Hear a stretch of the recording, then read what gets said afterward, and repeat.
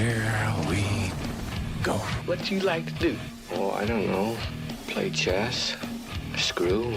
Well, let's play chess. Richardson going to take off and run. He's in there!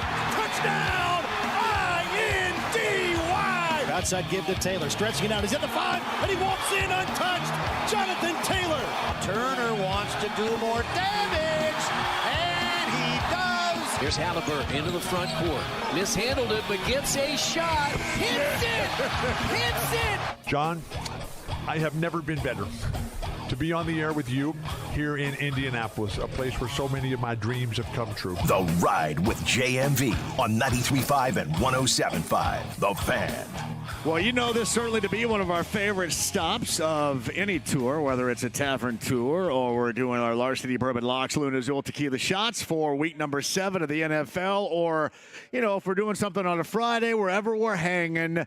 Scott is always a very gracious host here at the Ale Emporium. We are at the original in Castleton today. So this is a Thursday, bright and sunshiny. You got to play like a good friend Jimmy across the table from us right now and get out here and join us, because from Heaven Hill Distillery, we've got samples going, per usual right here.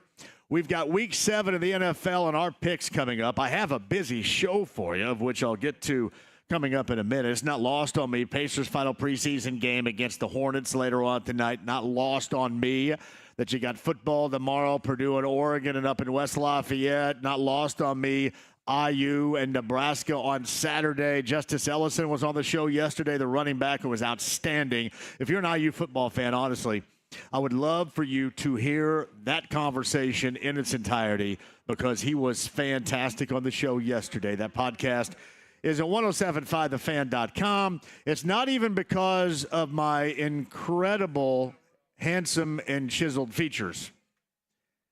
It is because today is a very special day, and we're thinking of our good friend, Brent Halverson, who is out today, illin.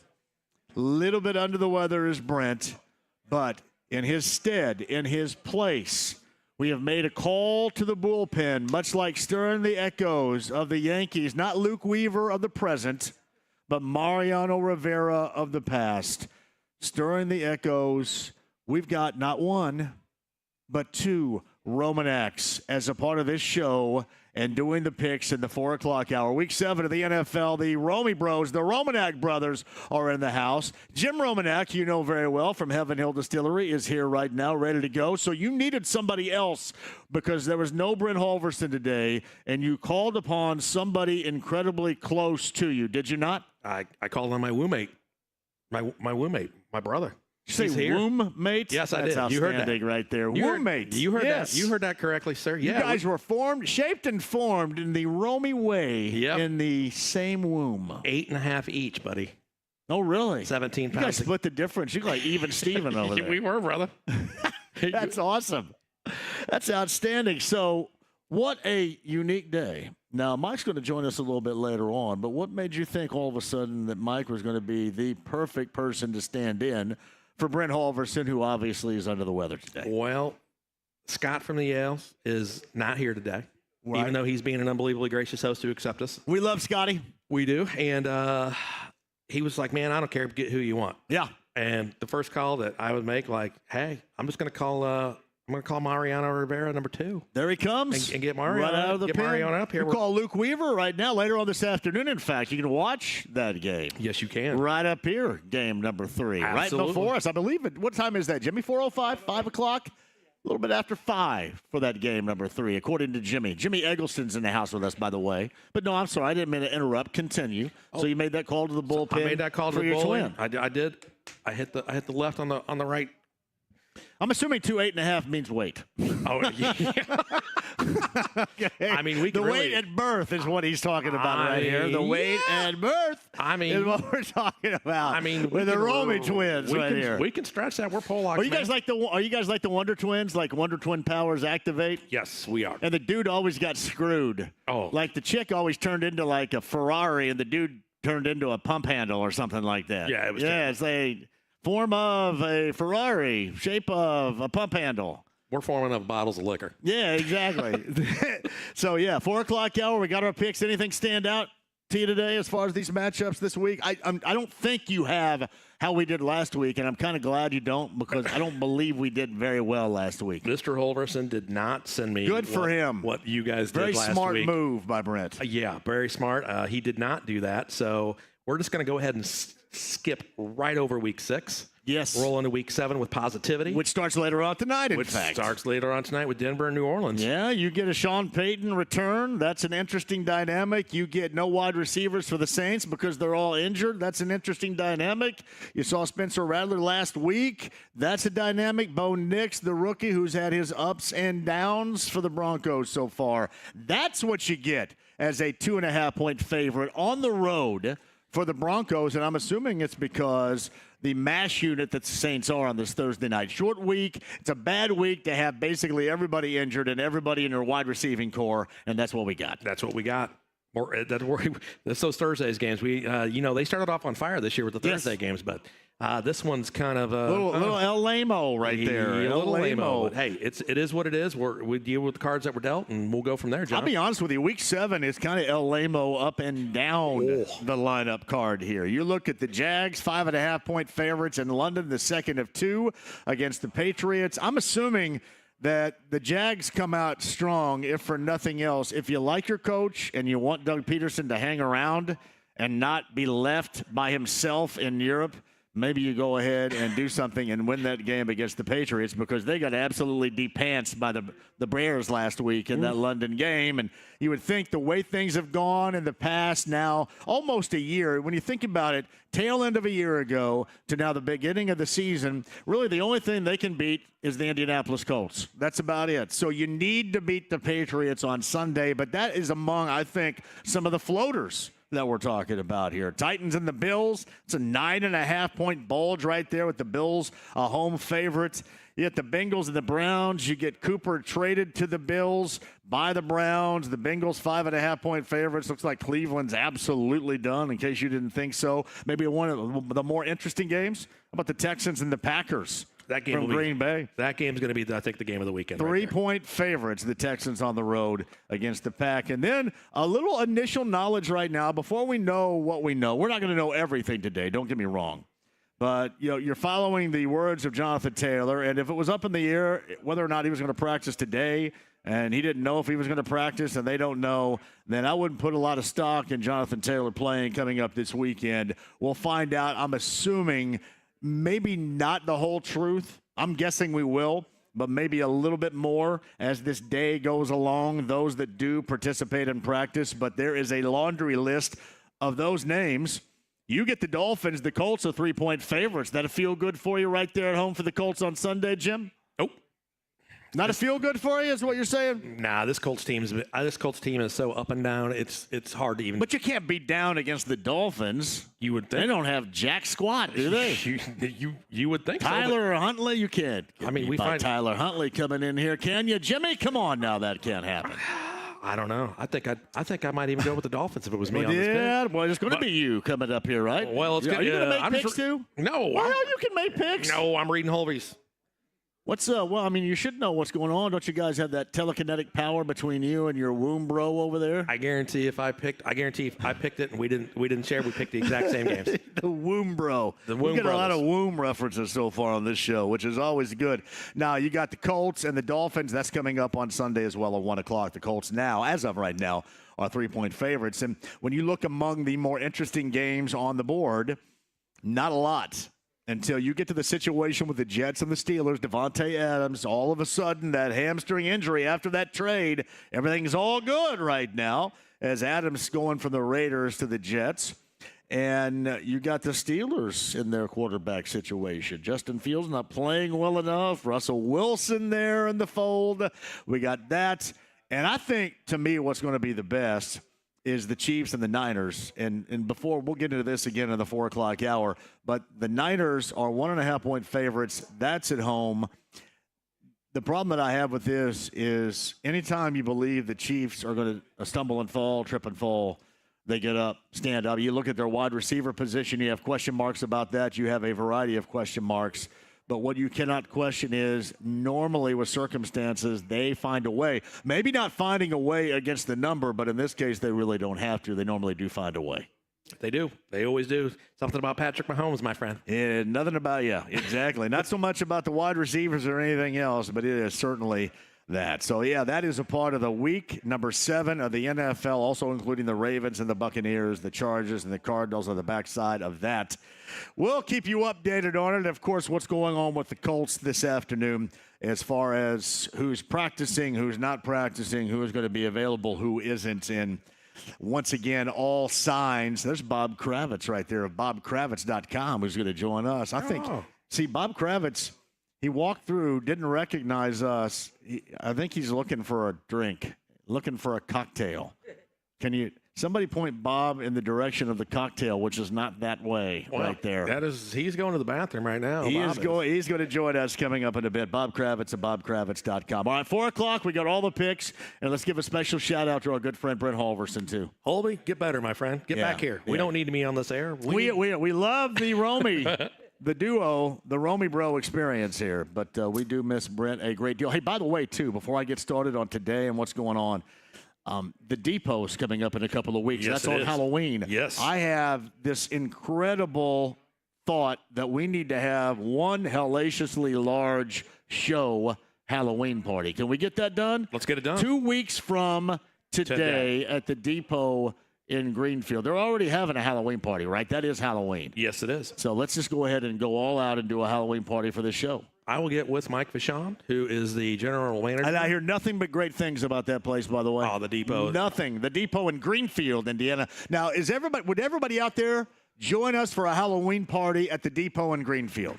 Who's in? I know Billy's over there in. You guys are in too? Because, we got larceny, bourbon, and the cocktails flowing. And, I want a little dress up, too. It's not mandatory, but you always kind of look odd at the person that goes to a costume party and isn't dressed up in a costume. Just a little bit, don't you? That's going to be me. No costume for you? Oh, no. Well, I look at this mask. Look at this face. Oh, man. This is a face made for radio right here. So, anyway, think about that, listeners to the show and those that can be motivated. We have a couple of weeks to iron this out, but this is going to be up to you, Romy. Put this thing together at the Depot for us. I'm going to make this happen, Johnny. I promise you 100%. What I'd like to do is put a Halloween soundtrack on B and play that opposite of after the show when we really get into the Halloween party and after the show, the after show Halloween party. Let's do that too. Let's do it. Now, all this stuff is what I'm thinking about right now, and I haven't asked nary a soul about it at the building. So we'll see. It's just all my brainchild happening right here and right now. Just do it, John. Ask for forgiveness later. Yeah, who cares? Yeah, exactly. All right. Brothers Romanek coming up at 4 o'clock. Good to go? Good to go. All right. Jim and Mike, the Romy brothers, here in for Brent Halverson. You could join us. This is a fantastic place. You know this, right? The Ale Emporium. We are in Castleton. They are 2 weeks away, by the way. Scott's going to crack open the brand new wing, no pun intended, of the Ale Emporium, and I have seen that. It is absolutely incredible. So 2 weeks away from that. If you're watching via the AAA Membership Lounge YouTube Live, you can't see it now. You can't really see behind me because the sunlight's coming in right now, but it is incredible. So if you've always wondered, we need more room at the Ale. It's always so packed. You are getting more room. You are getting more TVs, and you're getting an incredible experience to go along with those Hermanakis. All right, one more thing too, Romy. The Hermanakis do come in grilled. Yes, they do. So Mr. Diet Guy, the diet planner right here can do it. Yep, 100%. Mr. Diet Guy. You got it. I got to stay on the diet. I'm like, seriously, I think with Premier Weight Loss and me, I'm kind of like Christian Bale preparing for a film role right here. I'm just all in it right now. You are. I am all in it. I love it. Grilled. I can do grilled Hermanaki here. Yep, you sure can. I love it, buddy. Yeah, dude, you're looking good, brother. 41 down as of today. 4-1. Mercy. The 41. We are going to go, I think I'm going to try to go 60. 65 maybe is where I'm going. Dude, you're losing a half. I'm gonna try to get down to my playing weight in high school right here until I find out that that's too light. But I am feeling good. As long as I sleep well, blood pressure's down, everything is good. We're gonna keep going at it. Tuna, cottage cheese, everything that I need, including Premier Weight Loss, which has been awesome for me. I love it. You're looking fantastic, my friend. 41 down. All right, Romy, thank you very much. You got it. All right, the Romy brothers rejoin coming up in the 4 o'clock hour. Our Larceny Bourbon Locks and Luna Azul Tequila Shots for this Week 7 on a Thursday at the Ale Emporium in Castleton. Once again, we would love to see you. I mentioned we have a busy show for you. At the bottom of the hour, Jeremiah Johnson joins us from Bally Sports, Indiana. This is the final preseason tune-up for the Pacers as they embark on the 2024-2025 season with heavy expectations. The Hornets in town later on tonight. I'm not quite sure if we know how Rick Carlisle and company will handle this personnel-wise, but worthy of the watch. And because of that, we've got a little anything goes possibility coming up for you in the 6 o'clock hour, because we will extend this show after 6. So also keep that in mind. As I mentioned yesterday, everybody thinks this is so stinking outlandish. Everybody thinks every time I say must win, that means, well, you know what? You're not doing the math right. It's not a must win. I'm just telling you how important the start of this season is going to be, especially in terms of the start of this season in Detroit. And all you have to do, if you're a Pacer fan, go ahead and get a load of the start of their schedule, those first 8 games. And please tell me that I'm wrong.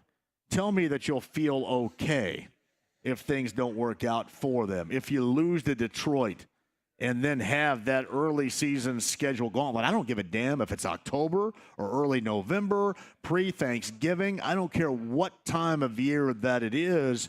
You have to get started out right, because the next 7, whether it's on the road or at home, is an absolute gauntlet early on. I don't know who they pissed off to get that early schedule. I guess it all irons out, because at the end of the season, the Pacers, it looks doable. Now, that could change. Maybe teams change. Maybe there's a different influence, injuries, whatever.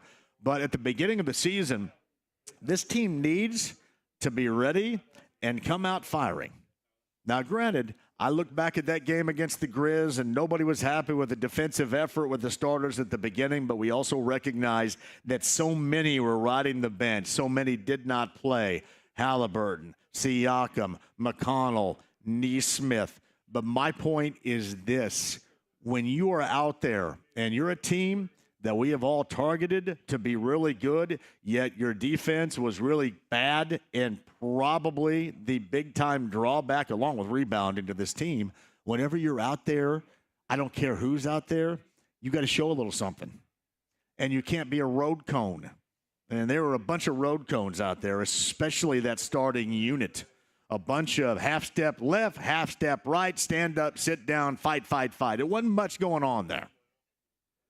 I mean, everybody just kind of got around, got wherever to the spot on the floor they wanted to go, they got. So if you're watching for something tonight, and even if it's backup players, I don't care who it is, but you know that is consistently talked about, the defense, and that's across the board to whomever's out there, and the rebounding across the board to whomever's out there.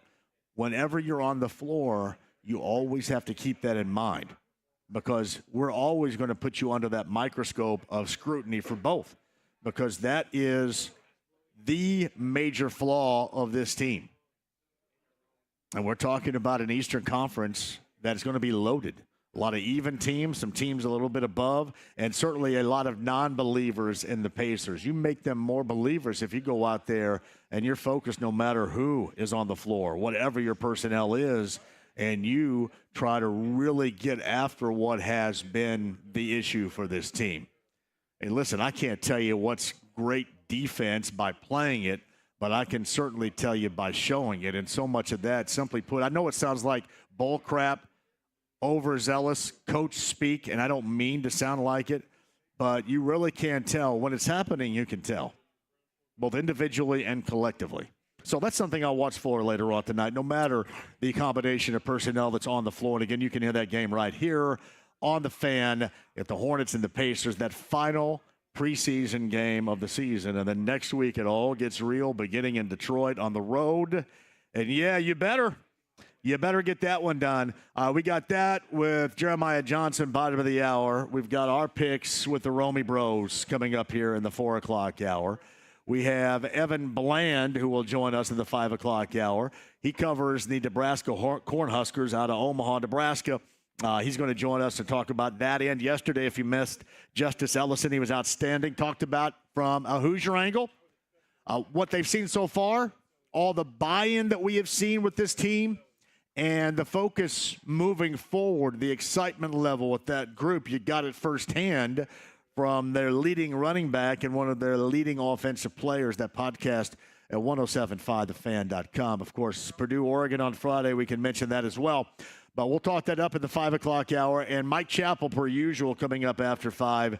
And we're going to know exactly what's going on with the injuries of these players.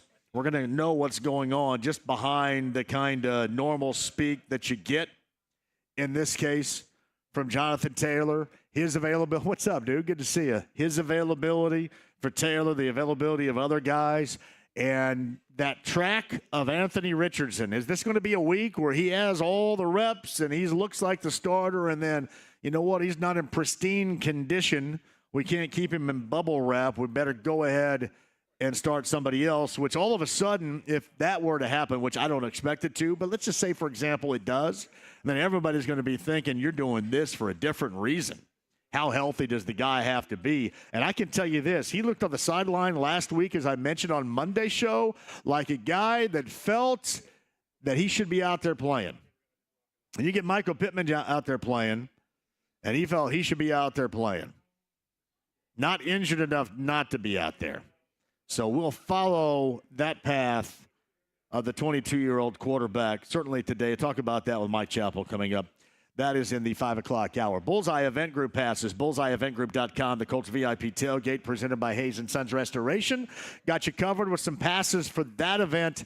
We'll give those away over the course of the show as well. And remember, if you won passes to Off the Record, the Jim Irsay executive-produced film that's airing tonight for the first time. Its premiere is at Newfields as a part of the Heartland International Film Festival. If you won those passes, remember that is coming up later on tonight again at Newfields. And congratulations to you, and have a blast in doing that. And thank you to the Gorman for offering that up. I don't know how many of you have been to a film premiere, but knock yourself out and have a hell of a time doing it. Why not? You also have Major League Baseball, too. You got a pair of championship series games. You got the Yankees trying to take a stranglehold on the AL on the road in Cleveland, up 2-0 in their best of 7. And then you've watched last night. I'm going to tell you what. I love baseball, but there's been nothing more boring. Even with the majestic shot of Ohtani last night, or I talk about Max Muncy. Max Muncy almost equal to that task, going yard to right field, upper tank last night. That has been the most boring series so far of all time. Blowout here, blowout there, blowout here. We'll see if this game number 4, which I would say is pivotal, has a different set of circumstances coming at you later on tonight. So we get a lot to talk about over the course of the afternoon. The Ale Emporium in Castleton. We have a unique picker. We got a combination picker. The Romy brothers in for Brent Holverson today. Our Larceny Bourbon Locks, Luna Azul Tequila Shots, week number 7. Hey, you got plenty of time to get out here. Ale Emporium, Castleton, Larceny Bourbon Locks, Luna Azul Tequila Shots. Busy show. We'll start. Jeremiah Johnson, Fox Sports Indiana, is going to join us coming up next. Final preseason tune-up for the Pacers is tonight. He'll have it all for you. That and more, and we'll follow those that participate in practice today for the Colts as well. Hey, don't go anywhere. The stream, the app, HD Radio, the AAA Membership Lounge via YouTube Live. I don't give a damn if you're on fall break. Enjoy the show on fall break as well. 93.5 and 107.5 The Fan.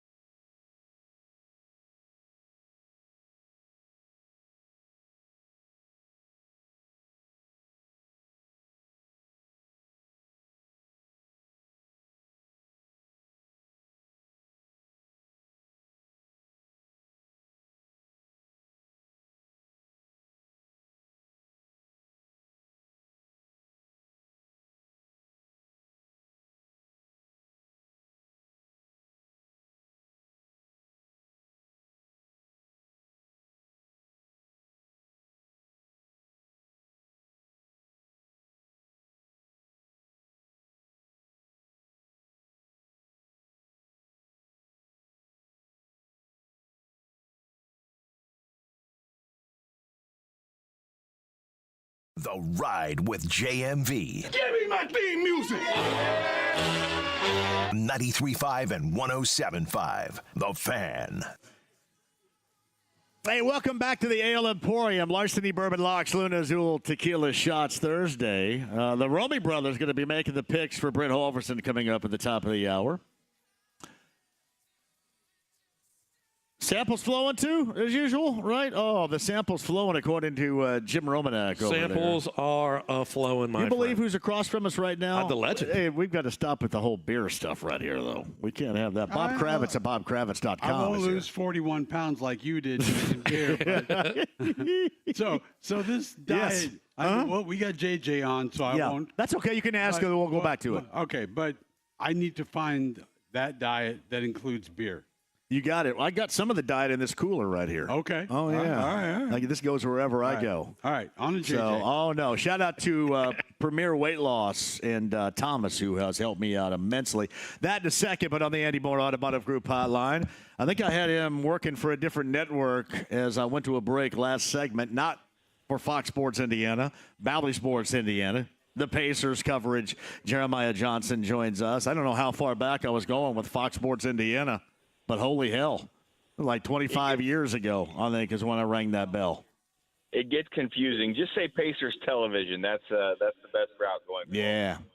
Probably should. Bob Kravitz is here with us as well, JJ, just so you know that. He's probably going to jump in. But I do want to start tonight about this final preseason game. How's this going to look? What's Rick Carlisle and company going to do personnel-wise? What's the expectation? You know, it's interesting to look around the league. Different teams have different number of games, and they treat sort of the preseason a little bit differently. When the Pacers have their 4-game preseason schedule, it makes sense that maybe some of your guys only play 3 of the 4. And so on Monday night, you didn't see Tyrese Halliburton. You didn't see Pascal Siakam. You did not see Aaron Nesmith, although Rick Carlisle did mention he had a little bit of a foot or an ankle issue, minor as well. Miles Turner last week didn't play one of the games, so he played on Monday, and he did say, all I really know is what Rick Carlisle said on the radio airwaves on Tuesday with the Rick Carlisle show with Kevin Bowen and Andy Sweeney, that it was going to be more like a regular game. So that's my thought, is that's what you'll see is more of regular rotations, maybe not the same number of minutes you would get in a regular game. And Aaron Nesmith, I think, was the one player that had a little bit of a minor injury concern, so maybe he would be up in the air a little bit tonight. So, JJ, the two guys who I think give them a chance to really raise their ceiling are Mathurin and Walker. How have they looked, and are they getting closer? Are they at the point where maybe Mathurin starts, or what? Where are those guys right now in the preseason? Yeah, I think that it's safe to assume that next week they will both be regular rotation players. I'm not sure starting lineup is something that they've decided upon, and I don't know that it necessarily matters because you have a pretty solid starting 5 when you consider what Andrew Nembhard is able to bring offensively and defensively and how he's fit alongside Tyrese Halliburton and taking some of the ball handling responsibility, some of the pressure off of Tyrese Halliburton. So I think that they're comfortable with Benedict Mathurin coming off the bench, with T.J. McConnell making it his top priority to get Mathurin involved. And the minutes may be similar to, let's say, either Aaron Nesmith or Andrew Nembhard and Benedict Mathurin, and who starts the game may not matter. And to your point about Jarris Walker, the first 2 practices I watched, the team had the individual one-on-one drills, and they had 3 different courts, and the survivor of each court then, those 3 played sort of a round-robin one-on-one style. And Mathurin and Walker were the two of the 3 in the finals each of those first 2 days. And what you're going to see from Jarris Walker is maybe a little inconsistency, but a lot more force, a lot more presence, and I think it's fair to assume a lot more playing time than a season ago. So I think both of those players bring the athleticism and the physicality that you want right now maybe coming off the bench, but I do agree with you that they raise the ceiling of this team. Jeremiah Johnson, Pacers TV's on the Andy Moore Automotive Group hotline. How wide is the playing time gap right now between Wiseman and Jackson? That is a good question. The start of training camp, Wiseman had a little bit of an injury issue, and then Isaiah Jackson had a little bit of an injury issue in the middle. So I'm not sure where things will be. It will be interesting because in Detroit, Isaiah Jackson has been given additional playing time in the past from Rick Carlisle. I know he earned it, but maybe a little bit additional playing time for being a guy from that area. Well, Wiseman was with the Pistons last season, so I am interested to see. And the other thing to keep an eye on is depending upon the matchups with second units and who you're playing against. I think there are going to be some times where Obi Toppin could be your backup five. And so from game to game, I could see it changing just a little bit. My thought would be, and this is just, by observing things much like maybe you and Bob even are, is that Isaiah Jackson has the upper hand as long as he is healthy to start, but that there maybe isn't that big of a gap in terms of what they can do. And just in terms of being a rebounder and a presence, James Wiseman brings a lot of possibilities, and the talent is there. It's just getting him in sync with the system, and then whether he can really show – whether he can show what was the reason he was drafted so high coming out of the 7 games or whatever that he played at Memphis. And so it's looking like a really good no-risk pickup and someone who might be able to provide a lot more playing time than, what you've put into him at this point. I just remember it was about this time a year ago, almost the anniversary this time a year ago, where T.J. McConnell was told by a very weepy and emotional Rick Carlisle that he was not going to be able to find minutes for him, and then ultimately we all realized how important, how vital he was to this team, and the minutes were found. And I just kind of wonder if that may end up happening in the case of James Wiseman as we move forward here. Yeah, to me, I don't think that they're in any position right now to say that you'll not be part of the rotation. I think they want him to earn it. They like, at very least, what he could bring as a third center. You always have to have a third center, but I think he's shown in the times that Isaiah Jackson was not healthy and even in some of the training camp practices that it's a seamless transition if he's able to play more minutes. And let's look at this as well. You rarely have guys play 82 games, and Miles Turner was very durable last season and even the season prior, but let's say he has to miss a week or two at a time. I think you go into those stretches, if you're going to be without Miles Turner, of just having a lot more confidence in someone being able to fill in, whether it's Isaiah or James Wiseman. Jeremiah Johnson, Pacers TV's on the Andy Moore Automotive Group hotline. Pacers Hornets, the final preseason games later on tonight. You can hear it here on the Fan later on this evening. People thought I went a little bit overboard on the defensive effort in the last preseason game against the Grizz.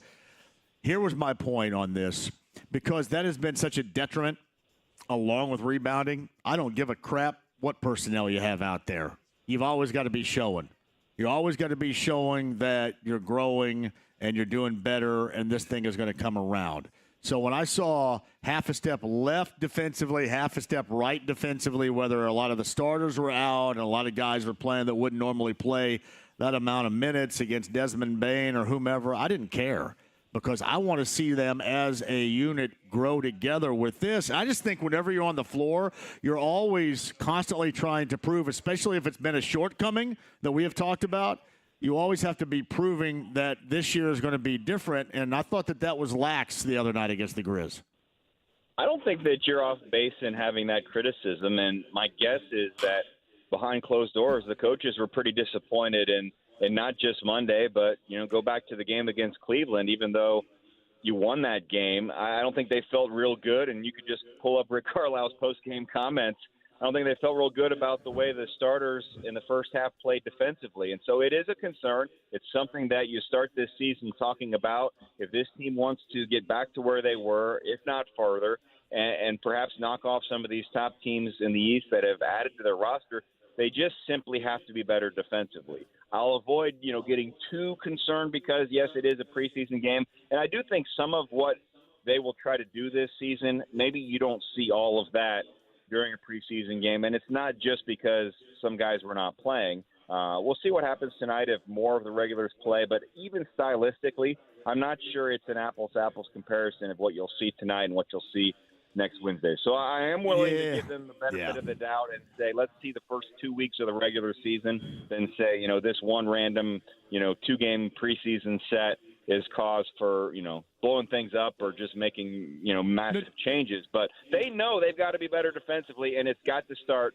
I would say next Wednesday in Detroit, but let's see some signs tonight against Charlotte. My point of it is that to me was more about effort than it was anything else. And I think for them to improve defensively, it is going to be, for the most, about the effort that they give on that side. Man, because it's not easy to do what they do offensively, but you get excited about doing things offensively, and then you come down on the other end and you're not so excited. I think that's just the way the basketball goes. But, I mean, you have to show effort on that end. And one final thing before I let you go, JJ.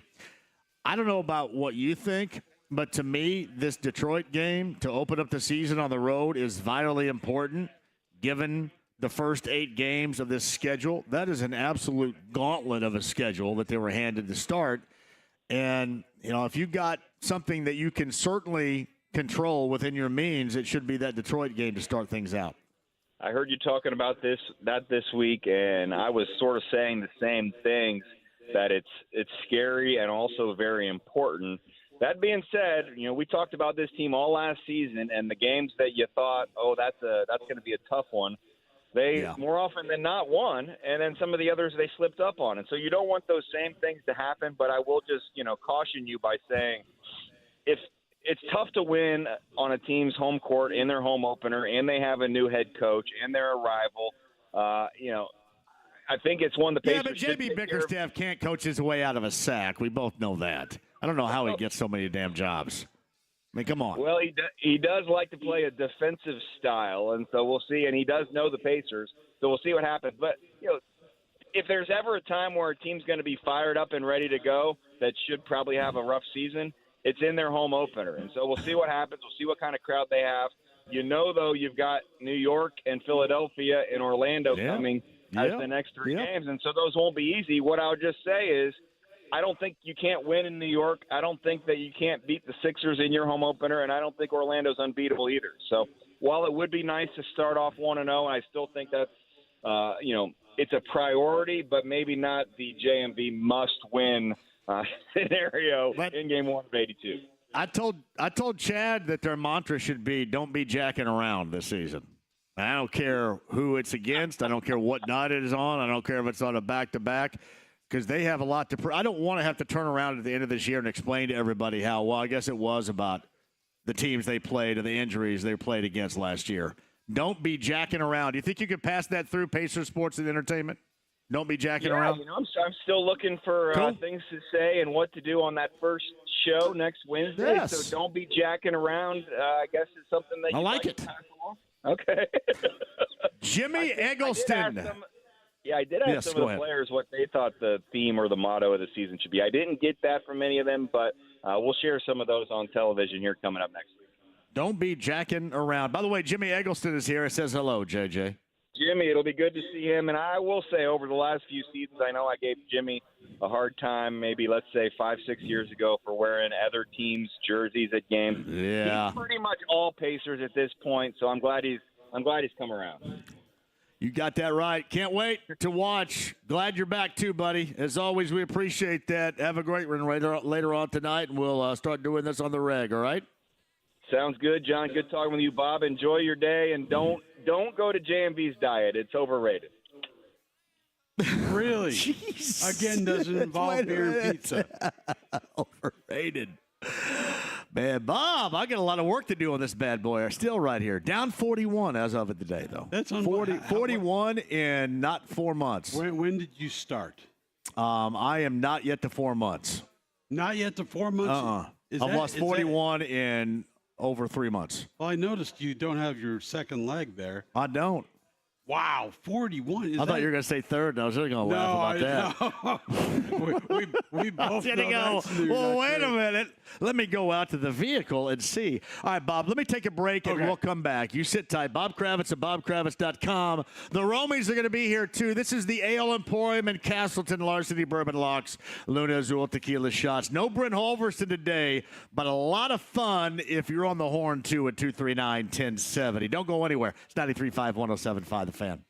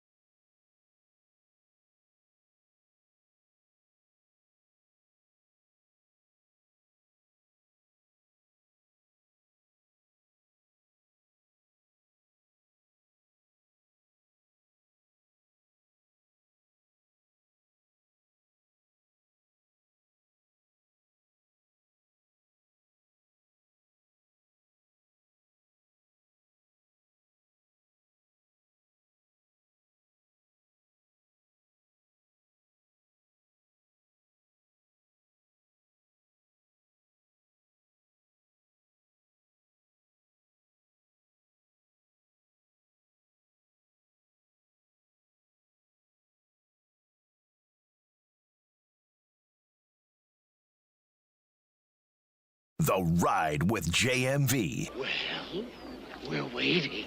93.5 and 107.5. The Fan. Dev is the on-site engineer. Chris and Kevin's here. Hey, Chris, man, did you round up any strange on vacation last week? Chris with the Florida with the Hammer family. Well, the Hammer family vacation. Does your dad allow you to round up strange when you go on vacation? I would guess, knowing him as well as I do, that he would prefer that you did. Chris is very embarrassed. My bad. Chris and Kevin's here. Bob Kravitz at bobkravitz.com. Again, Larceny Bourbon Locks, Luna Azul Tequila Shots on a Thursday. Ale Emporium. Love to see you in Castleton, IU, Nebraska, coming up on Saturday. That's going to be outstanding. It's going to be great. I mean, you've got the Fox pregame show. Yep. Coming in. It's not quite game day yet. I'd love to get Lee Corso. Hopefully he's doing well health-wise. Right. We haven't seen him in a couple of weeks. Yeah, I'd love to get him back to Bloomington. I covered him back in the late 70s, early 80s. What a wonderful man. He is. But yes, great guy. This is going to be kind of a show-me game. You know, I mean, let's be honest. They haven't beaten anybody. Yeah. You know, and they've been favored in every game, been favored by double digits in virtually every game. So, show me. And they need to win. They need to win in a one-sided manner. I have said this so far, and obviously you can point to the schedule, but I think also what has been beneficial is just having a group of guys, especially the guys he brought with him from James Madison. So many teams are searching for it in this transfer portal era of cohesion, and they had cohesion out of the gate with a lot of these guys. No doubt. They got 13, I think 30 total transfers, but I know for sure that 13 of them are JMU kids. Yeah. And they know how to win. They know what it takes on a daily basis. I had some questions because I'm thinking, well, they just joined FBS, you know, just 1 year earlier. Yeah. You know, do they really know what it takes to compete at a level where you have to beat the Michigans and the Michigan States and people like that, Nebraska? But I'll tell you what, I mean, I don't think I would be so excited about 6-0 except for the way they've beaten people. I mean, they look like a really good football. No, they do. They do. That's what I would say to the schedule. I mean, they've done to teams what a good team would do to teams, right? You know, good schedule or not. So absolutely. So, you know, I mean, Rourke has played really well. The one game when he didn't play well and he had all those interceptions he got through Maryland, he got through it. He came back, and that showed me a lot about that kid. All right, we're going to see Anthony Richardson on Sunday, are we? Yes, absolutely. Does he have to be pristine for us to see him? It's like you gotta rub it. You gotta rub it and buff it like it's a Ferrari or something to get him out there. Just bubble wrap. I think he's going to be the first. It can't be that way, Bob. Playing bubble wrap. We know that too. First of all, if you take away some of those aspects we talk about taking away of his game running, not the same guy, and you wouldn't have drafted him. You don't want him. You want him to be Lamar. Right. You want him to be Josh Allen. And again, and I'm looking forward to Buffalo coming in. I'm going to try and get something together with Josh Allen. I mean, they're the same guy. Those are the two guys. People, when you compare Anthony Richardson to somebody, it's Josh Allen. And look, Josh Allen was a 50% passer at Wyoming. You know, was wildly inconsistent. But he had the tools, and that's what they see in Anthony. And he just needs to stay healthy, man. I don't know what it's going to take, but.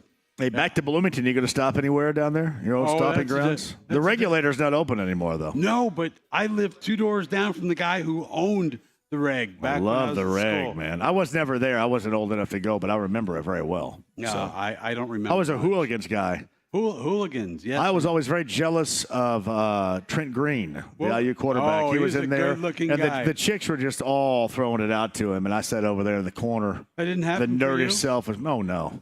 Well, maybe if you got in the hair and the. If I'd have gotten the hair and I had gotten the diet. You'd have been I was over in the corner. I had a red turtleneck on. I looked like the lead singer of Color Me Bad over there in the corner. I had my gold chain on the outside of my turtleneck.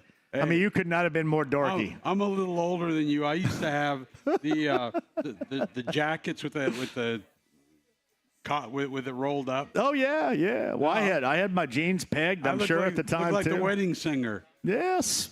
Bob Kravitz rejoins in a second. BobKravitz.com. The Romies, the Romy Bros with our Larceny Bourbon Locks, Luna Azul Tequila Shots. Week number 7. Mike Chappell still to come. Evan Bland from Omaha with an update on Nebraska with the Hoosiers and the Cornhuskers coming up on Saturday. We've got you covered at the Ale Emporium. We are in Castleton. Would love to see you with the samples flowing on this Thursday. 93.5 and 107.5 The Fan.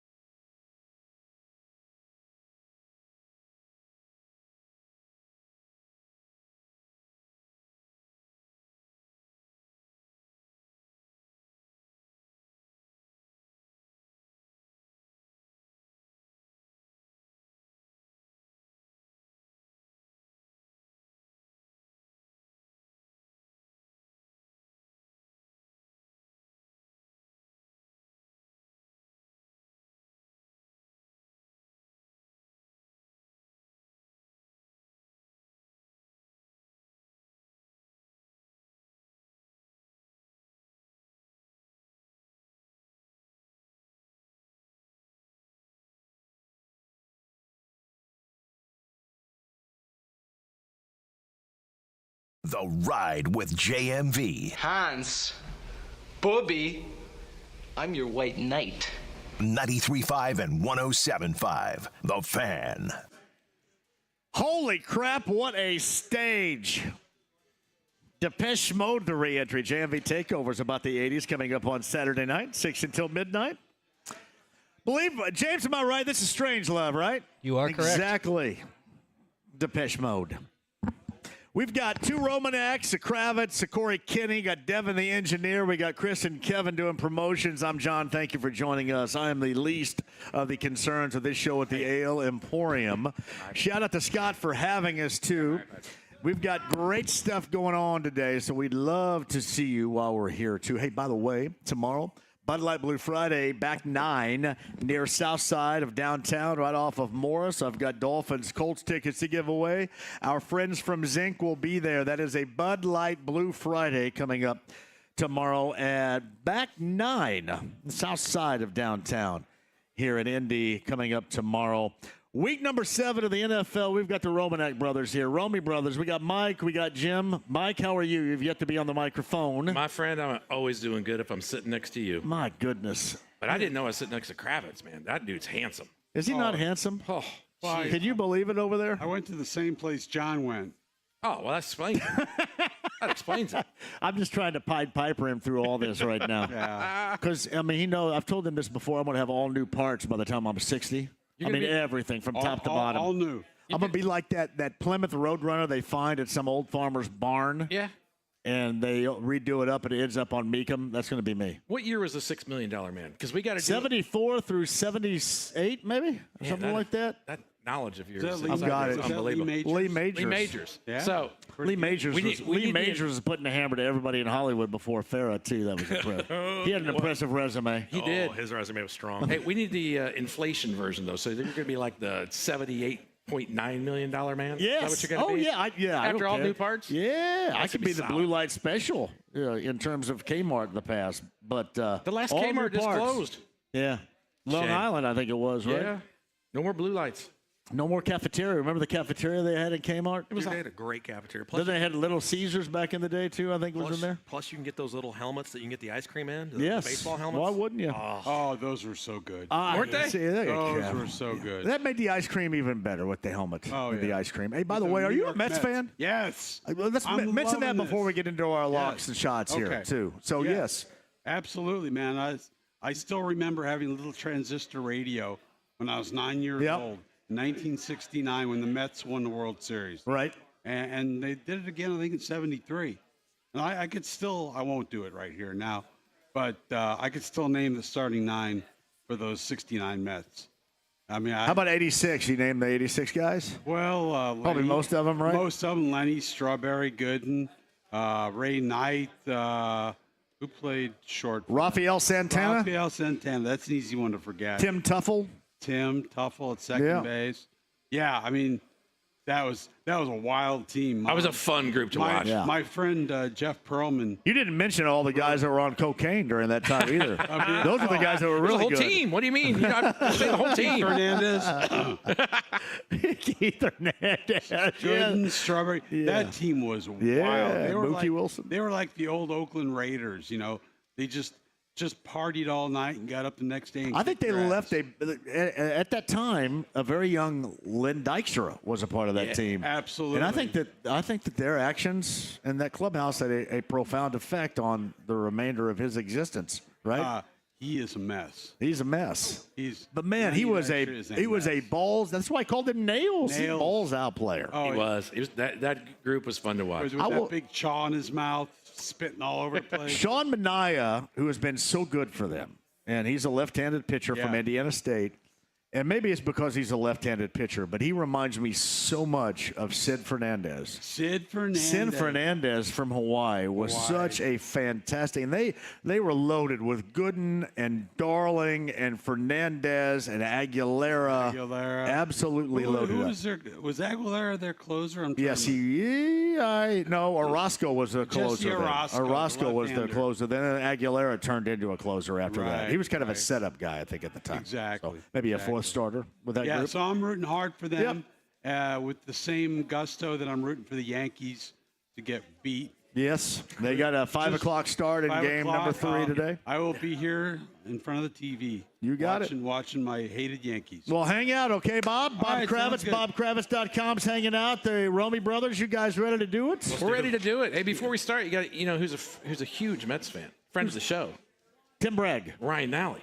Oh, I knew Nally is a big one. How do you forget You remember that? Tim Bragg that used to host Yeah. the sports show and be on RTV6? We'll talk about the Mets all the time. Oh yeah. Speaking of Nally, we'll be there next week. That's Westfield location of Joe's Grill. What a great You know who meet-in. wants to go there is Chad Buchanan, the general manager of the Pacers, is a big fan and wants to be. I think he's on the road with the Pacers next week, though, but that is where we are next Thursday. Joe's Grill, Westfield.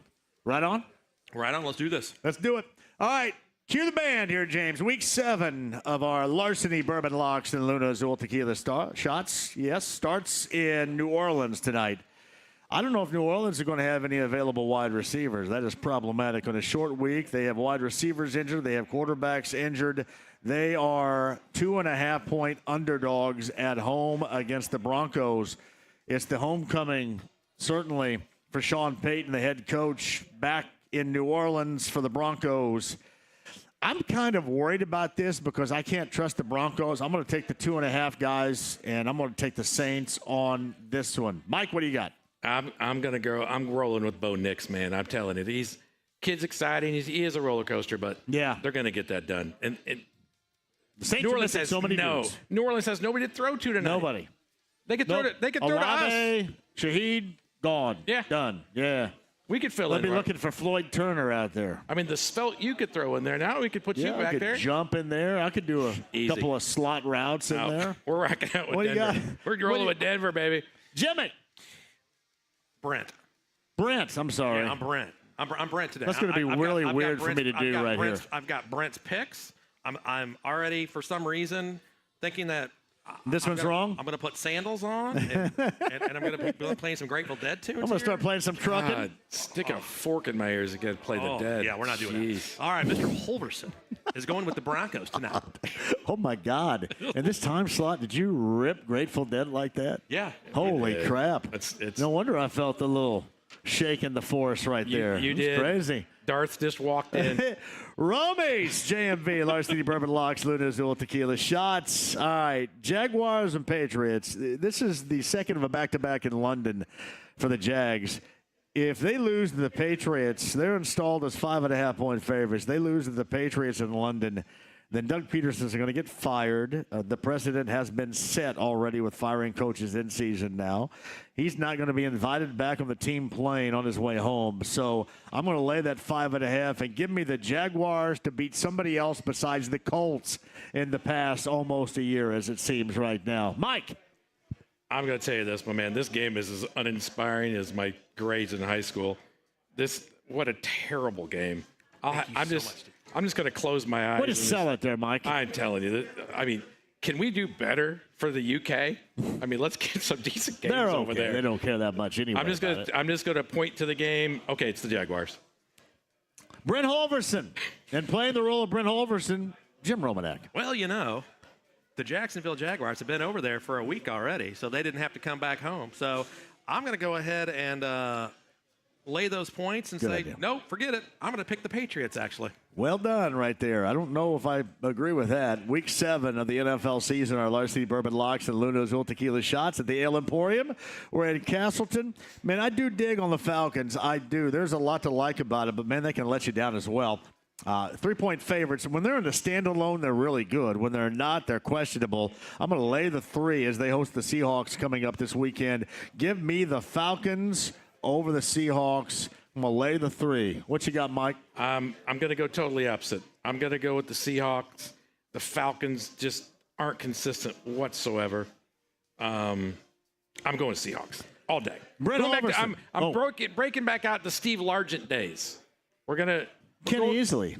Jim Zorn. Yes, Jim That's Zorn. a good group right there. Great. So there was a different Kurt Warner even back in that era. The running back Kurt Warner from the Seahawks. All right. I feel you. What do you got over there, Holverson? Kurt Warner from Penn State? Yes, it was. The running back out of Penn State. What do you got over there, Holverson? Well, I'm going to go ahead and lay the 3. No, I'm going to go with the Falcons. Good idea right there. 9.5-point favorites of the Bills at home. They bring in Amari Cooper. We know that in a deal earlier this week from Cleveland. The Titans look like a mess. The Titans lose at the Colts last week, and their quarterback situation is abysmal. 9.5 points. That's a big number. I'm very hesitant to deal with that fatty. Bob Kravitz's ears just peaked up when I said fatty. 9.5-point favorites at home. I'm going to go ahead and lay the 9.5 and take the Bills because I just don't trust the Titans to do anything right now. Mike, what do you got? Will the thrill. You never know what this guy's going to do. So 9.5 is a lot. The Bills generally play to their competition and somehow keep it close. Man, that is so right. I should have gone that way. You brought that up. I'm taking the Titans with the 9.5. Playing to their competition. They'll win that game, but they'll play to the competition. Mike, I get that. Yep. I do. Brent Halverson. You had me at fatty. Well, Bob's already excited over there. He's still smiling. Well, Bob and I can go outside and we can smoke some wings and smoke some fatties. I'm just going to go ahead and lay that 9.5. I'm going with the Buffalo Bills, Mr. Halverson. Larceny Bourbon Locks, Luna's to keep the shots week 7. 5.5-point favorites on the road against Cleveland. Cleveland's starting to tear things down right now. Kevin Stefanski's got no chance. Still going with Deshaun Watson, which we know that's going to go down in history as the worst deal of all time anywhere, anyhow, anytime, any sport. I'm going to lay that 5.5, Mike. Give me the Bengals on the road against the Browns. What do you got? I'm agreeing with you on that, man. Deshaun Watson. That's going to be the worst trade of all time anywhere. It's a tragedy. It's awful. And Burrow looked pretty decent, even though he's got that blonde hair. That looks terrible. He got to get rid of those tips. Those things are gone. He just dyed that You stuff don't back. like the blonde tips? Oh, not on him. I used to do that, too. I'd do that again, maybe. You got the hair for it. Huh? I could do it. You could rock that. Yes. Out. Honestly, you could rock that out. But I'm taking the Bengals. Brent Halverson. Well, Deshaun Watson obviously has taken his lumps and his sums and everything else, and he's hitting every massage parlor in Cleveland that he could find. Why not? I'm going to go ahead and go with the Bengals. Texans, Packers. This is a Brent Halverson special. He's not actually here right now. Every time I pick against the Packers, they screw me over, meaning that they win. 3-point favorites at home against the Texans. I do like the Texans to play well, but I think the Packers are going to be that much better. Lay the 3. Give me the home team at Lambeau coming up this weekend. What do you got, Mike? Well, because Brent Halverson isn't sitting to my right, and because every time I pick against him, man, I get screwed, though. I'm picking against. See, I'm going to pick against him because if the Bears were playing this week, I'd pick against the Bears because my brother likes the Bears. So I'm going Houston Texans over the Pack. Jim Romanak's playing the role of Brent Halverson. Brent. Well, Jordan Love is just coming off one of the hottest games of the year. The Packers are the Packers. They're the best team in the NFL. They're going to go to the Super Bowl. Does that sound like Brent? That's on the money right pure there. Holding. You may get an Academy Award for that. All right. That's nice. All right. Well, shocker. He went with the Green Bay Packers. Right on. All right, Lions, Vikings. I love this in the the NFC North. Sorry about that. Lions with Aiden Hutchinson, that's a bummer for them defensively, no doubt about that. And the Vikings have been awesome. Tommy S., I'm sorry. Vikings at home, a 1.5 favorite. I'm going to take that 1.5 and give me the Lions with the loss of one of their premier players on the road. I still think, I don't know if this is going to happen, but if Hassan Reddick ends up someplace from the Jets with that dispute he's had right now, it would seem to me like Detroit would be a landing spot for him, I would guess. Obviously not there yet, but I'm going to go ahead and take the Lions. I think the Lions are going to assert themselves after that injury, after that win over Dallas last weekend, and look good on the road against the Vikings. Give me the Lions and the 1.5, Mike. The Lions throat punched Dallas last week. And that's just Dallas. They suck. They do. Yeah. They do. And I'm happy about that, actually. I think that the Lions are going to play well. That Hutchinson, that was a brutal. Yeah. Hey, where'd he play, by the way? University of Michigan. Oh, there you go. Wolverines, national champs. National champs until somebody knocks us back off this year, which is going to happen because we are not good this year. We're going to get beat by IU. Yeah. It's not going to be good. Might. Not going to be good. I'm going with the Lions. All right, what you got over there, Brent? Well, for my best buddy, Tommy S., down at Coach's Tavern, I'm going to go ahead and roll it and go with the Vikings. You knew that was going to occur. Eagles and Giants, Larceny Bourbon Locks, Luna Zoltaki, the shots. Hey, I don't think the Eagles are that great offensively, or at least they haven't played the role so far. I think the Giants are decent, more than decent defensively.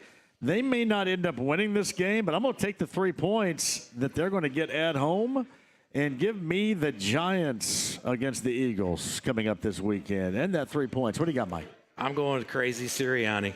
I like that guy. He's nuts. Kind of like me. So I'm I'm not a big fan. Hey, Bob, are you a fan of Sirianni? Yeah. He's just nuts. He's going to have fired up. Yeah, he gets excited about some stuff. This is a huge rivalry, too. Philly and I think the Giants' defense can hang in here enough. I don't think they're going to win, but I think that they can hang in. I like the number right here. What do you got, Brent? Well, what I got is I don't believe that the Eagles are going to go into New York and cover. So I'm going to take the points and go with the Giants. That's Jim Romanek in for Brent Holverson, who was out ill on our Larceny Bourbon Locks and Luna Azul Tequila Shots. Yeah. Is Cooper Kupp back this weekend, guys? Do we know? I don't think so. Who did you go with? Who did I go with? The Giants. You went with the Giants? I wanted the number 2. All right, you got the Rams hosting the Raiders. The Raiders, of course, trade Devontae Adams, and it's next man up at wide receiver there. They've been a mess anyway.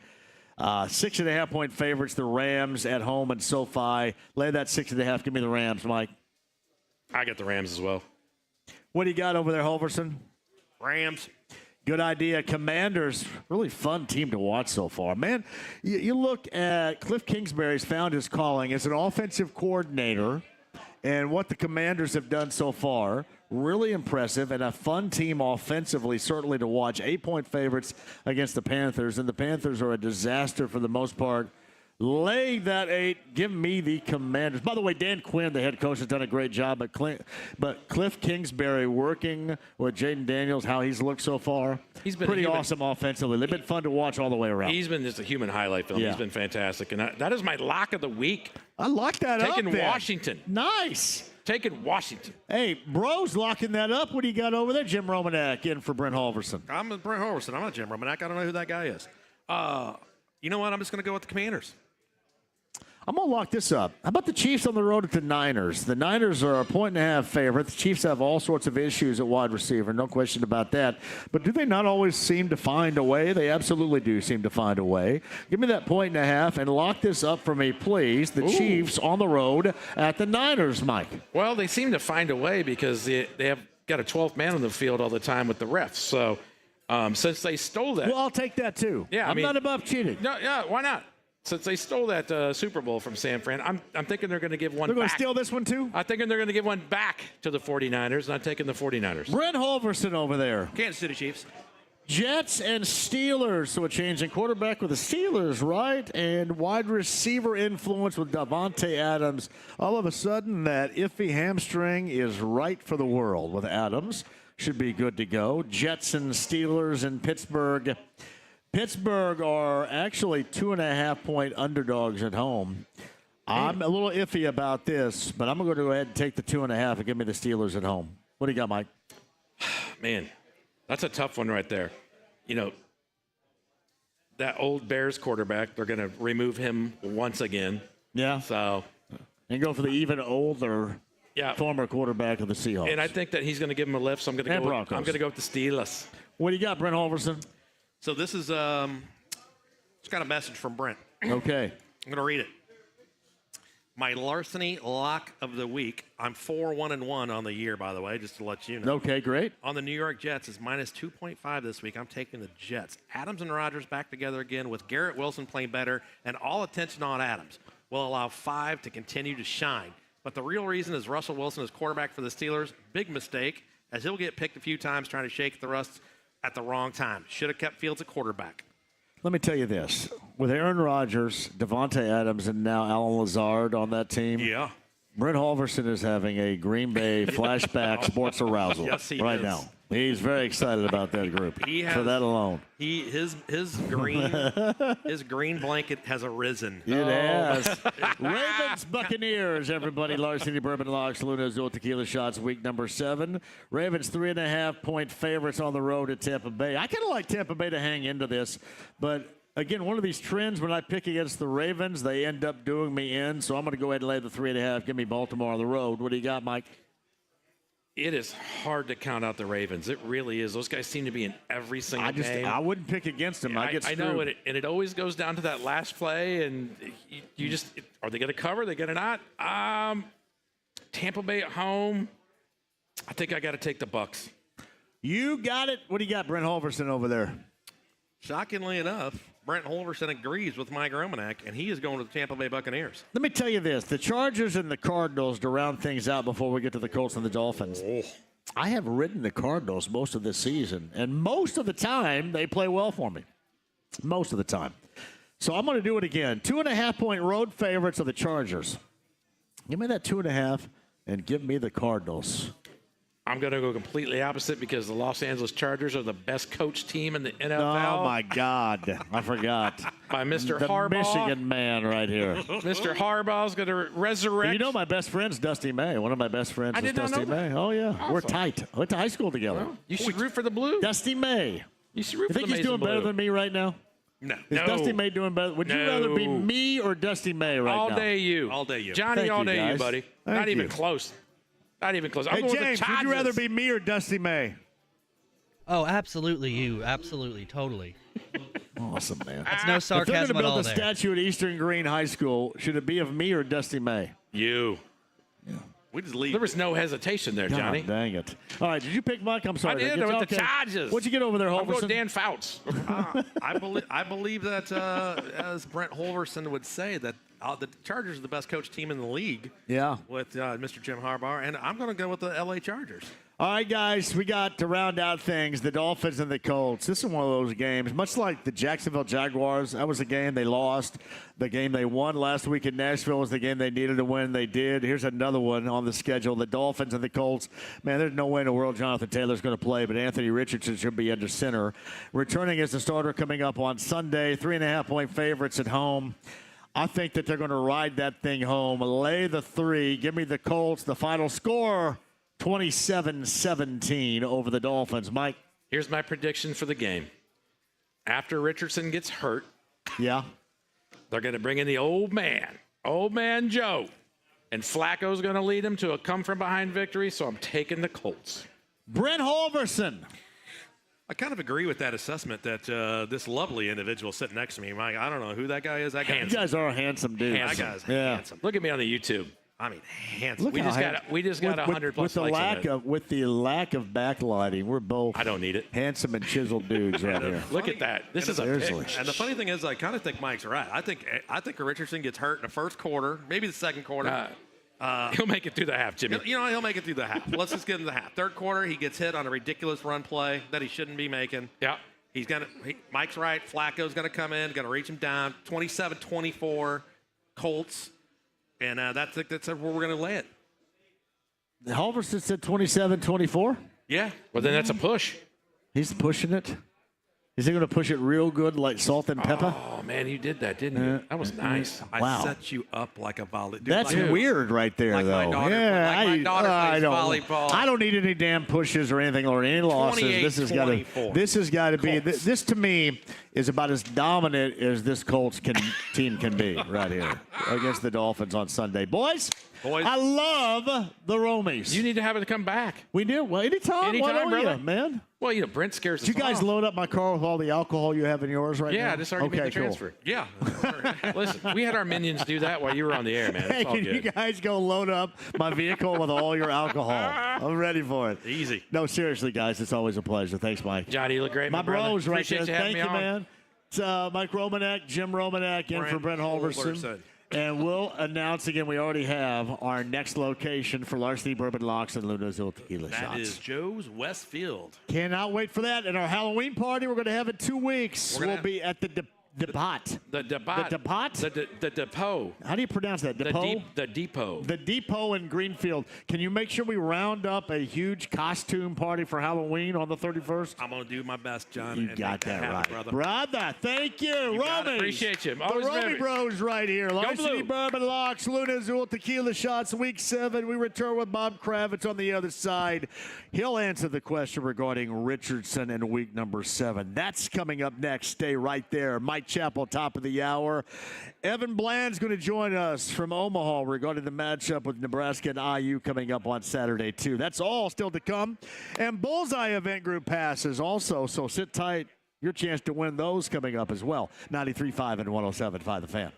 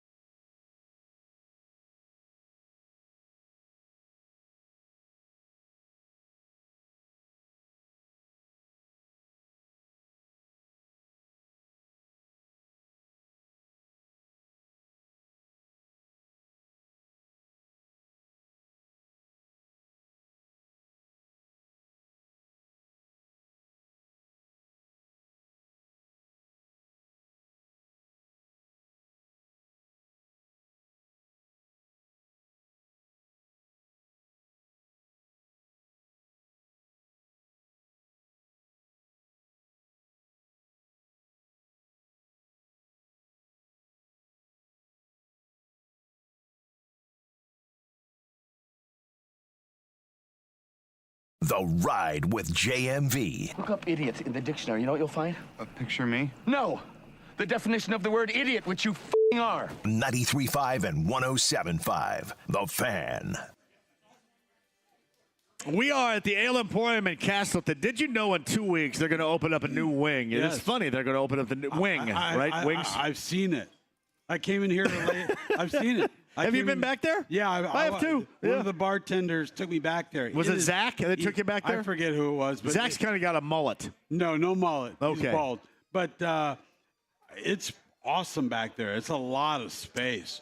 Yeah. I mean, this place is a freaking gold mine. It is. It's a gold mine. And you've been up here all your life. Why'd you not get in on this early? You should have got in on the ground floor. I got here in 2000. I didn't know. But this place is always packed. You got great food. Yep.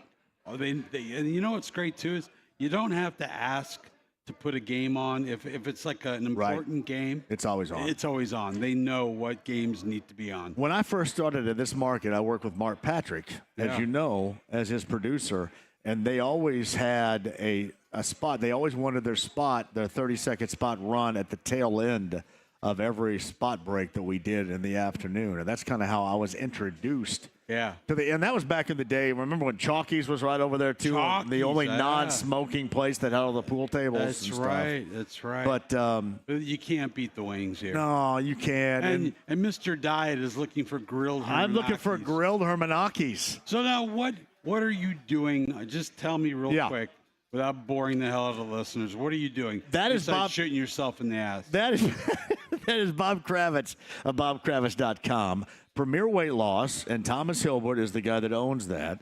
And I have been doing Zepbound injections once a week. Okay. Right? Which certainly it is a huge curb to the appetite. It is awesome. It works out great for me. Not one negative reaction anywhere. Good. So I've been doing that not for 4 months. I'm still under 4 months. I think I'm like a little over 3.5.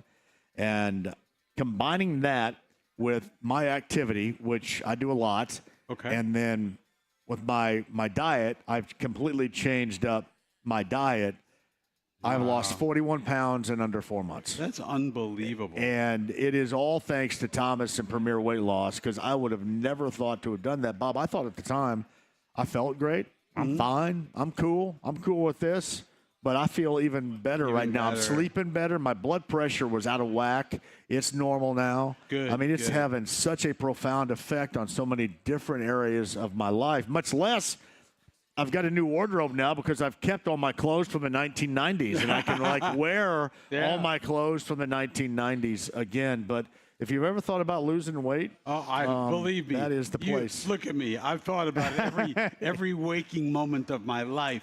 And it's funny, for the things that I do, everybody always brings up the hair and WeGrowHairity.com, but this is now right up there with WeGrowHairity about things people are going, tell me a little bit more about that. Right. And for good reason. Everybody wants because it works. Weight. And Zepbound is what I use, and it's a Lily created, produced product as well. So, okay. Yeah. Right, well, congratulations. Thank you. I feel awesome. fantastic. I'm jealous of your hair. That's why I wear hats all the time. Yes. But I'll ask my my cardio guy what he thinks about it, because But I've changed my diet too. There's no doubt, and that's important. And I wanted to see. That'll be a hard one for me, for the sake of doing the ads for them. I wanted to make sure that I had noticeable change. Yes. So I've worked. You're a walking advertisement. And I've worked really hard, like Christian Bale, for a role. Yes. For it as well. So I'm waiting for my beautiful wife, who is no doubt listening right now. Awesome. And we're gonna get a deep dish pizza. There you go. Yes, and that's the other thing that this does. And then I'm gonna give myself your shot. Yes. Well, I've got 3 in the cooler right here. I take this cooler now. This cooler's got 3 shots and then some cottage cheese in there right now. Oh, cottage cheese. I'm a cottage cheese fiend. I don't know if I could do this, man. Oh, I'm telling you. You get to love it. I'm checking. I'm talking. Cottage cheese and tuna. Our heads. I'm like. How about tuna? You like tuna? Tuna's okay. I eat the hell out of tuna. Yeah. Have you maintained your mental health through all this? I am so mentally right. Screwed up. Well, that would be for other reasons. Yeah, well. But there are a lot of other things that are coming at me here John, where I am in my life. Are you in touch with your inner John? I am. I'm very much in touch with my inner John. Right, yes, the inner John is in touch with. Yeah. It's Bob Kravitz at BobKravitz.com. And a shout out to Thomas from Premier Weight Loss. Guys, if you ever want to know beyond the show and you ever see me out, just ask me. I'll tell you all about it. But it does work. And you know me, I play basketball 4 and 5 days a week. So that's the thing I've turned the clock back on the most is getting up and down the floor. Yeah. Getting up and down the floor is so much better. I wish I could still play hockey. I miss it so desperately. But them days is over. It's hard, man. I'm 64 and beat up. And it's hard once you stop. Now at our age, you can't get it back. So that's why I continue to do it. I play on nights when I don't feel like playing, and you just kind of get through it that way. Yeah. All right, Colts-Dolphins coming up on Sunday. Big game. I think they win by 7 to 10 points. You know, I could see a 24-17 type thing. I mean, how many great quarterbacks are named Scoop? Think about it. Scoop Huntley. Snoop. Scoop. Snoop. No, Scoop. Is it Snoop? I thought it was Snoop. I thought it was Scoop. It was Tyler, right, originally. Yeah. But yeah. Either way, how many great quarterbacks named Tyler? Let's think about this now. I mean, he's averaging like 140 yards passing per game. Even this secondary can handle it. Can you imagine if Tua was back there? No, that'd be a and whole then different you game. had Hill on one side and Waddle on the other. Right. Then we probably would be thinking drastically differently. Oh, it'd be a totally different game. Yeah. I think the Dolphins would probably they wouldn't be favored because they'd probably both be 3-3 or 4-2. But yeah, it'd be a totally different game, no doubt. Yeah. So they got back on track. I still look back at the Jacksonville game and really. That's the only team Jacksonville has beaten seemingly in, a year. And that's tough. But you beat Tennessee as you should, and this is another one of those games you got to take care of. They got to win it because you look at the schedule. Yeah. I don't have it in front of me, but I've sort of committed it to memory. I mean, you got the Vikings, you got the Jets, not in any particular order. You got Buffalo. I mean, you got the Texans. Yeah. At Houston. I mean, that first game was a throwaway. Yeah, you go back to back with the Bills and Cooper. Right. The Jets with Devontae Adams. And St. Brown and the line. You go back to back. Those 3 weeks right there with those teams. And everybody has November. Has a personal high against them. Yeah, everybody. Everybody. And that's not fixed. And, the one thing I've said about Chris Ballard the entire time is you can't consistently be outrighted by the fans. Yeah, the fans were all over the secondary. They've been right. The fans were all over the wide receivers previous to. They've been right. To his credit, Jalen Jones has played pretty well, and the Sam Womack has come in and done. And we'll give credit where credit is due, but there's a lot more that's been lost. Out. I mean, and losing. Counting. You can't count on Juju Brents. You can't. He seems like a really great kid. His sister works with my wife. I mean. Great kid. Yeah, he's a great from kid, Warren, local kid. But your best ability is what? Availability. Tell that to Anthony. And that's another thing we have with him. Is this going to be a situation where Anthony Richardson's going to have to be, again, in a glass case to be out there and playing? Because that's never going to work. Yeah, a glass case of emotion. Yes. Bob Kravitz at BobKravitz.com rejoins in the second. Pacers-Hornets final preseason game. For the Pacers coming up later on tonight, Thursday night football. And I mentioned this a little bit earlier. You have a number of guys out. Shaheed, by the way, is done. He's having season-ending surgery on his meniscus. Yeah, the Saints are absolutely at that position as banged up as you can get. That's the Thursday nighter. Broncos and the Saints from New Orleans coming up later on tonight. We've got the Pacers-Hornets for you right here. I've got Bullseye Event Group passes. How about we do this? Remind me, coming up in just a second, James, to give away passes. Tony Bennett's retiring as the head coach of Virginia. Did you just see that too? Tony Bennett's going to retire on Friday. Tony Bennett, the head coach of Virginia. A lot of these guys the are getting former out. national champion. Yeah, a lot of these guys are getting out because they don't like the new way that things are done. And you can kind of tell by the way their personalities are who's going to dig it and who isn't. Right. And he would be one, I think, even without knowing what we know now, would be a guy that you'd say, yeah, he's probably not really a fan of this. He's not a big NIL guy, I would expect. Or a transfer portal. Transfer portal. Yeah. Tony Bennett, the head coach of Virginia, is reportedly going to retire. Set that up for Friday. Really odd time right at the beginning of the season as well. So, quick break. We'll come back to Ale Emporium, Larceny Bourbon Locks, Luna Azul Tequila Shots Thursday. Bob Kravitz of BobKravitz.com with us. The latest on the Colts and the practice concerns with Mike Chappell, top of the hour, too. 93.5, 107.5 The Fan.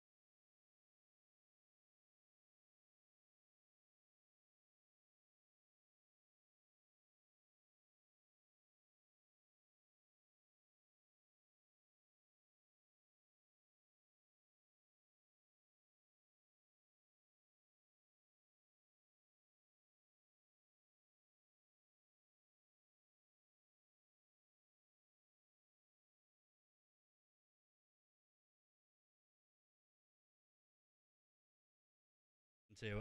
But then we got Don Fisher on for his normal 5, and then at 5:30 we have Daryl Johnson, who is going to be on the call of Colts Dolphins. Yeah, Daryl Moose Johnson going to be on the show of Fox coming up tomorrow.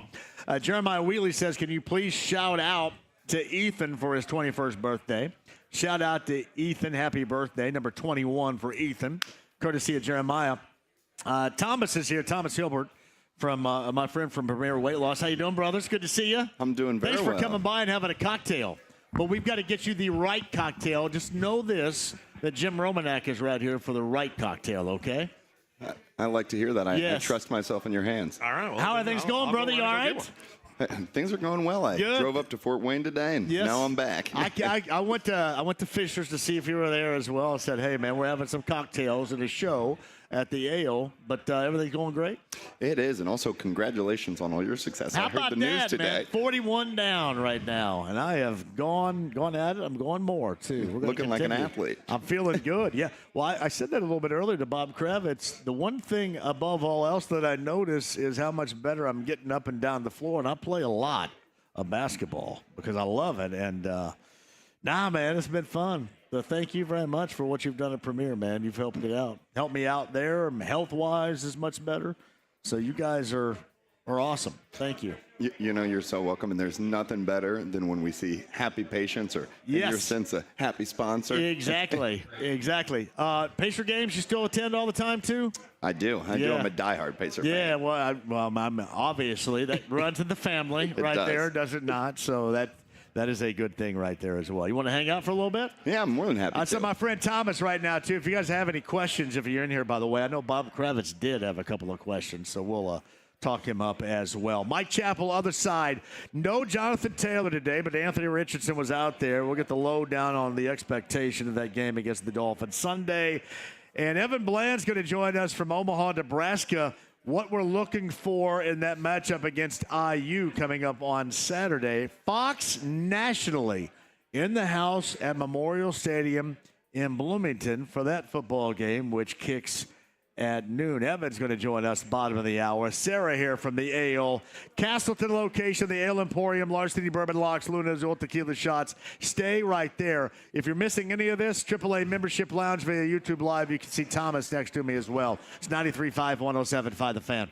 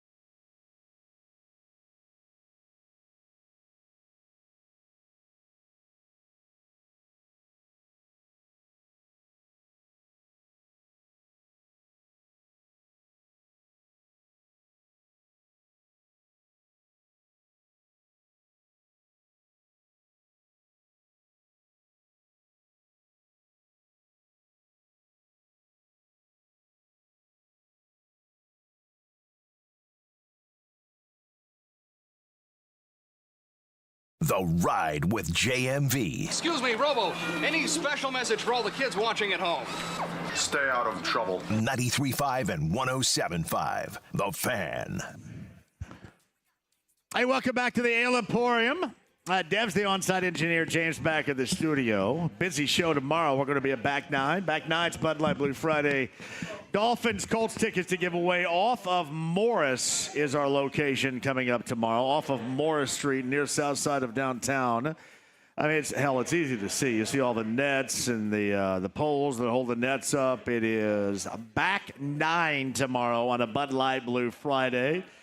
I see Billy and Jimmy and J-Law and Paul over there. Good to see you guys. Thanks to everybody that came out on the Ale Emporium Thursday with Large City Bourbon Locks and Luna Azul Tequila Shots, Pacers, Hornets, final preseason game coming up later on tonight. We'll get Romy and Thomas back on with us coming up in a minute. Sarah runs things here. She's going to join us, too. And Evan Bland covers the Cornhuskers of Nebraska is going to join us in about 30 minutes. But on the Andy Moore Automotive Group hotline from CBS 4 and Fox 59, Mike Chappell joins us. Mike, I'm assuming there are going to be no curve balls of not ready to go, and Richardson's going to start under center on Sunday. Is that a fair assumption to make?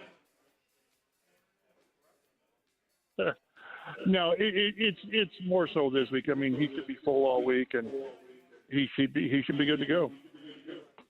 Yeah. Last week was weird because I don't know about you watching that game the way that you did, but it looked like that he was frustrated on the sideline when they showed him about not being out there playing, and he looked like somebody that felt he should be out there playing but wasn't allowed to be out there playing. I think it's a good assessment. Yeah.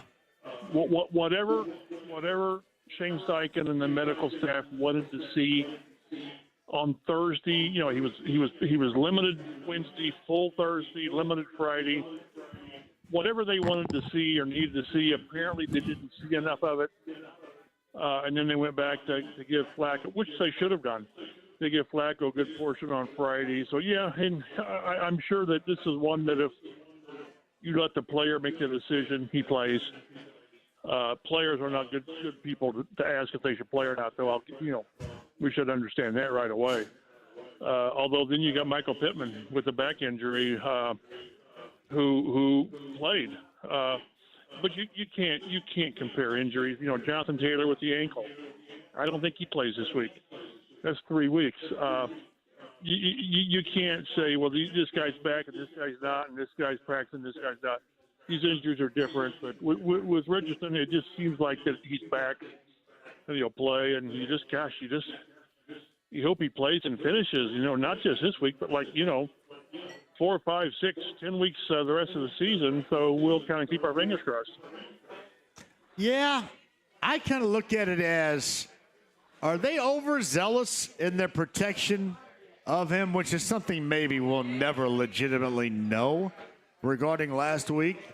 Because you look at all these other dudes, and I felt this way, Mike. I felt, there goes Michael Pittman Jr.'s running around out there, and Adam Schefter had the guy on never playing again on the injured reserve last week about this time. And I love calling him out for that. But he ended up playing a significant role during winning time for him. And then you got Richardson, who seems to kind of be in bubble wrap right here. Do you think that it all has an effect on guys in the locker room that see one guy going out and doing that and the other guy kind of getting held back by the coaching staff of the organization for a situation in which he should be playing? Does that have any effect whatsoever in that locker room? I don't think so in this situation. I just have to believe that with the hip injury, there was something that Richardson wasn't able to do at a high enough level. Again, he runs and he takes hits, and the pressure he puts on his hips when he throws. I just have to believe that's what it was. It was a functional thing. He couldn't functionally do something well enough, and now he can. I don't think this is. My God, you drafted this guy because of what he does, his aggression and the way he plays. To bubble wrap that is ridiculous. And I've heard people say make him a pocket passer. Well, no, that's not what he is. I don't think he can ever would be. That's not why they draft Mike. That's not why they drafted him. They didn't draft him to be that. Correct. So no, I don't think that it's bubble wrap. I think that there was something where he just wasn't doing enough, whatever the enough is. But no, I don't think it's bubble wrap. I think they didn't think he was ready, and now he's ready to go, and he's going to play. So Mike Chappell of CBS 4 and Fox 59. He's on the Andy Moore Automotive Group hotline. It's interesting because initially this ankle situation with Jonathan Taylor was viewed as mild. I know. If that's if you go to a restaurant and that's your mild, it seems to be a little bit more spicy here, like in week 3, does it not? You need to get Will Carroll on here and see if there's anything such as a mild high ankle sprain. I mean, you can't have a mild ACL tear. Right. I think a high ankle is a high ankle, and that's 4 to 6 weeks. It's just 4 to 6 weeks, and I think the team had hoped or hopes that he will only miss 2 games. I think it's going to be at least 3. And then if you think he's only going to miss 3 games, then you don't put him on IR because you get him back in that 4th game. It's sort of a roll of the dice, but Taylor told us today he's still dealing with some pain and some functional, the movements you got to do, and he didn't sound the least. I wasn't the least bit surprised he didn't practice today because he didn't sound like he was going to practice when we talked to him. And can he play without practicing? Of course he can. This is his 5th year. He can do that. But to have a guy play who might not practice for 3 weeks, I think that's too much. So Mike Chappell of CBS 4 and Fox 59. He's on the Andy Moore Automotive Group hotline. All right, besides Jonathan Taylor, besides Anthony Richardson, what are the other situations that we're talking about right here that could be compromised for Sunday? Anything else stand out to you? Well, Kelly practiced today, which is encouraging. Braden Smith practiced today. The thing is, like with Braden Smith, he's going to miss practice once a week just because of his knee. They're going to not force it. They want him to get to Sunday. Ryan Kelly was, again, encouraging that he practiced today. I think I saw Alec Pierce did not practice. I don't worry too much about Wednesday, Thursday. Friday's a day that is always the telling day, and I think most of these guys, Josh Downs practiced today. I just think most of these guys will play because that's how they're wired, and I don't think these injuries, relatively speaking, are significant. They're certainly injuries to deal with, but I think they're in decent shape with the guys that have been in and out of practice.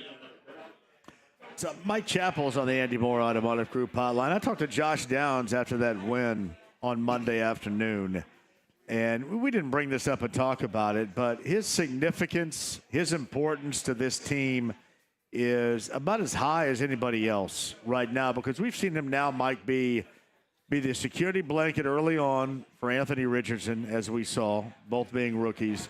And we've seen the same deal with that of Joe Flacco, the 39-year-old veteran quarterback. It just seems like among the essential personnel of this team, Josh Downs is at the top of that list. No question. And we sort of expected that in training camp and going into the season and with what he did last year. It's funny because to me, security blanket, sometimes it doesn't really give you the value of the guy. It's like he's a dump-off guy. No, this guy gets first downs and moves the chains and very important completions. And then on top of that, they're having him return punts, which I'm not a big fan of, but because of his importance on offense. But we knew that when he got hurt in training camp, that if he missed games, it would hurt. It did hurt. Having him back is really huge, whether it's Richardson or Flacco quarterbacking, because you know where he's going to be, you know he's going to make the play, and that's a great thing to have as a quarterback, is to have a guy like he and like Pittman that you can rely on. Yeah, it just seems like that, among players on this team that have that level of importance that you count on, that he has kind of quickly evolved as a guy at the top of that particular list, especially for both quarterbacks, Mike. Well, no question. I mean, I'm not putting him in the category of Bernhard Raimann indispensable at all. I mean, he's a left tackle. But in what you want to get done, and they're more efficient in continuing drives. They're more efficient on third down. And that's not a coincidence. It's because of what he brings and the confidence that Richardson has in him from last year and how quickly Flacco got that. It's a great testament to Downs. And he's never going to be probably a number one receiver, which is fine. But what he brings to an offense is invaluable when you've got other guys around him. And, again, he's a guy that you can argue whether missing Pittman or Downs would be more detrimental to the offense. Losing either one of them would be huge. You know, what's interesting about this matchup with the Dolphins on Sunday is if they had Tua under center, how we'd be talking up so incredibly that matchup with the Colts secondary, because you look at the Dolphins having two of the better, certainly skill position players and maybe the most talented and the fastest in the NFL in Tyreek Hill. I mean, skill positions abound. You know, A-Chain's another guy out of the backfield when healthy that is one of the more talented athletic guys around the NFL. We'd be so much talking about that, but given their quarterback circumstances right now, we rarely bring that up anymore because you just kind of think what you're going to get is going to happen, and that's what the Dolphins are dealing with right now. And I guess it's a good thing for the Colts going into Sunday that they're not going to have to see them at full strength, because that's kind of a situation in which at home or away you like to see what the Colts being able to deal with and move forward, considering what November is going to look like on that schedule. Right. Well, one thing to keep in mind, though, with Tyreek Hill, he can catch one of those 10-yard crossers from anybody, and he's gone. So even though you don't have a top-level quarterback throwing to him, all Tyler Huntley has to do is, throw it from here to there, whether it's he or Waddle, and they can gash you. And that's what you got to be careful of. I think you can limit some things, maybe the deep ball or whatever, but skilled at turning in a 10-yard pass into a 70-yard touchdown. And this team has given up big plays. It just has. So, yeah, it's a major plus to not have to deal with Tua. But when you've got those skill players, one or two all it takes is one or two miscommunications or slip-ups in the secondary, and all of a sudden you've gifted them 7 points, 14 points, and that's what you can't do to a team that's averaging, they're averaging 12 points a game. So don't let them take advantage of your mistakes and just take care of business. Yeah, and that's what I wish they would have done against Jacksonville, because they had a similar possibility. I mean, hell, you look at Jacksonville here going back to last year and now this year, the team they still have that mastery over obviously has been the Colts, and they get New England coming up again in London on Sunday. But that's the one that was a swing and a miss. But you look forward to, Houston, and then going into November, you go back-to-back, Mike, Cooper, Adams, and then St. Brown at the wide receiver position in November. This is why you can't mess around with a game with the Dolphins on Sunday, because of what you have coming up in the next month. And that's where if you get greedy, you think, boy, if the defense just made a stop fourth quarter at Jacksonville and maybe work that game into overtime, and know where you are. But this is where they are. I've got to think that most people would have had these guys at 3-3, maybe 4-2 prior to the season starting. But no, it's once you get past Miami, it gets tough. It just does. You're going to have to steal a game or two, and then take advantage of the last, whatever it is, 4 or 5 games where they're all winnable, very winnable. Again, that's almost secondary to me, to getting Richardson back and having him play. I think James Boyd had a story, I think it was him, in The Athletic, where I just read the headline, and I haven't read it all yet, but, this guy is the quarterback of the future, but you can't be the quarterback of the future until you're the quarterback of the present. So he's got to stack games, and I think they will win games with him, but he's got to play. He's got to stay on the field, and not just this week, not just next week, but for the next month, the next 2 months, because he's got to play and he's got to get better. So Mike Chappell of CBS 4 and Fox 59's on the Andy Moore Automotive Group hotline. Do you think that anybody in that locker room at all feels that they would rather or have a better chance at this moment catching passes or being more successful with 39-year-old Joe Flacco over Anthony Richardson? Do you think that there's a thought like that at all in that locker room? No, I don't.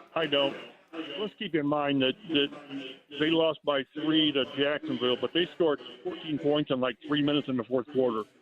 They were just about out of that game completely. And last week they didn't exactly. And I don't mean this to be detrimental to Flacco. He's done what he's supposed to do. But they threw for 189 last week. You know, they didn't just light things up. So, no, we were talking in the press room. I think with Flacco, his floor is much higher, but his ceiling is much lower. And with Richardson, you don't know what his floor is, but you think his ceiling is pretty damn high. So, no, I think everybody understands where they are and that Richardson's going to play when Richardson's able to play.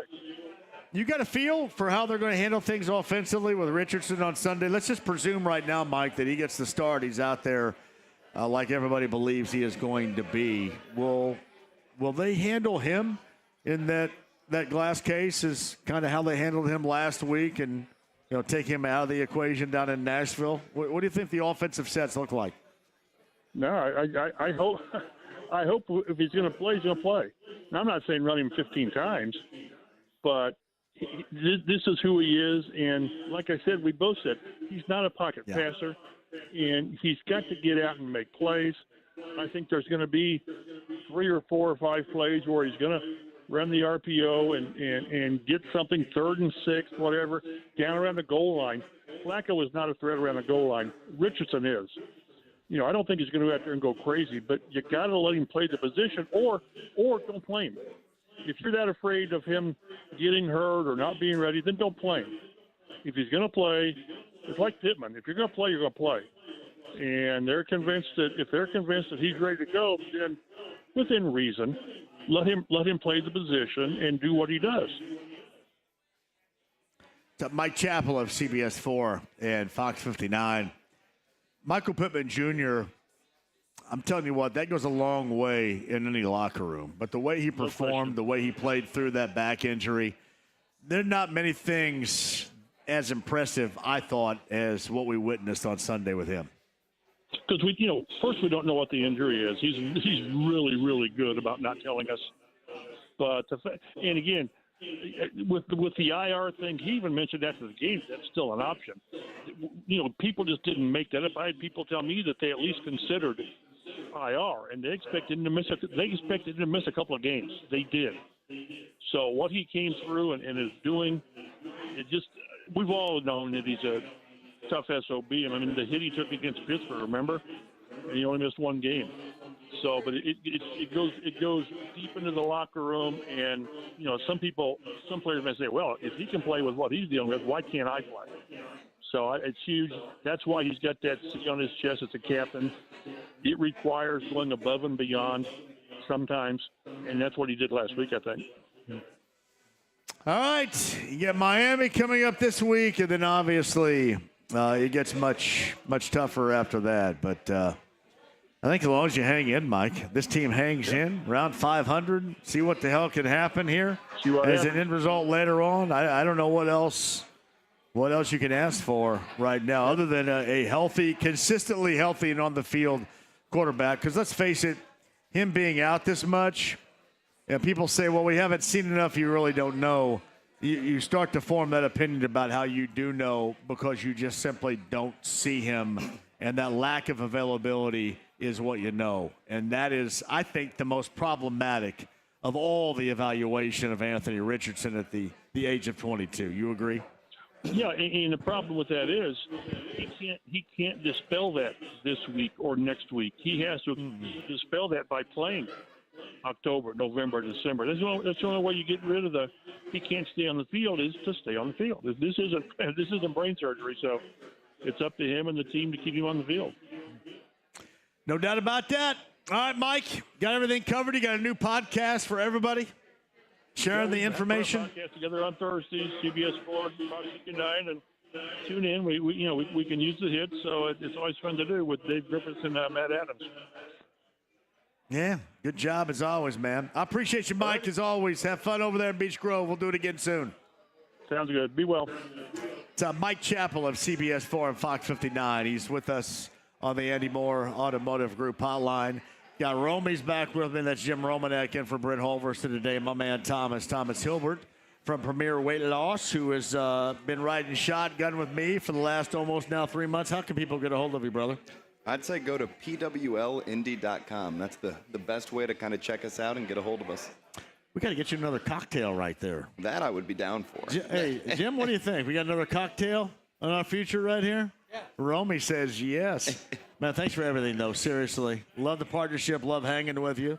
Stick around. We'll talk a little IU football next, all right? Perfect. I can do that. My man Thomas Hilbert right there. Ale Emporium. We're on the northeast side. Castleton, thank you for joining us on a Larceny Bourbon Locks, Luna Azul Tequila Shots Thursday. A little bit more insight. It's been IU heavy so far. Justice Ellison, the running back, joined me yesterday. If you missed any of that, by the way, IU fans, man, you got to check that out because he was so good yesterday. That podcast at 1075thefan.com. But up next, Evan Bland covers the Cornhuskers, the Omaha World Herald. We'll get the insight for you IU fans on what this Nebraska team, this one-loss Cornhusker squad, looks like. That's coming up next. Underway, the ALCS game number 3 in Cleveland so far, with the Yankees up 2-0 in that best of 7. We'll keep you updated on that. And we got game number 4, Mets hosting the LA Dodgers, with the Dodgers up in that particular series a game in their best of 7. That's coming up later on tonight. Quick break, we'll come back. Evan Bland, the latest on Nebraska and IU coming up on Saturday. And we'll get back here at the Ale Emporium. Looking for you on this Larceny Bourbon Locks, Luna Azul Tequila Shots Thursday, 93.5, 107.5 The Fan.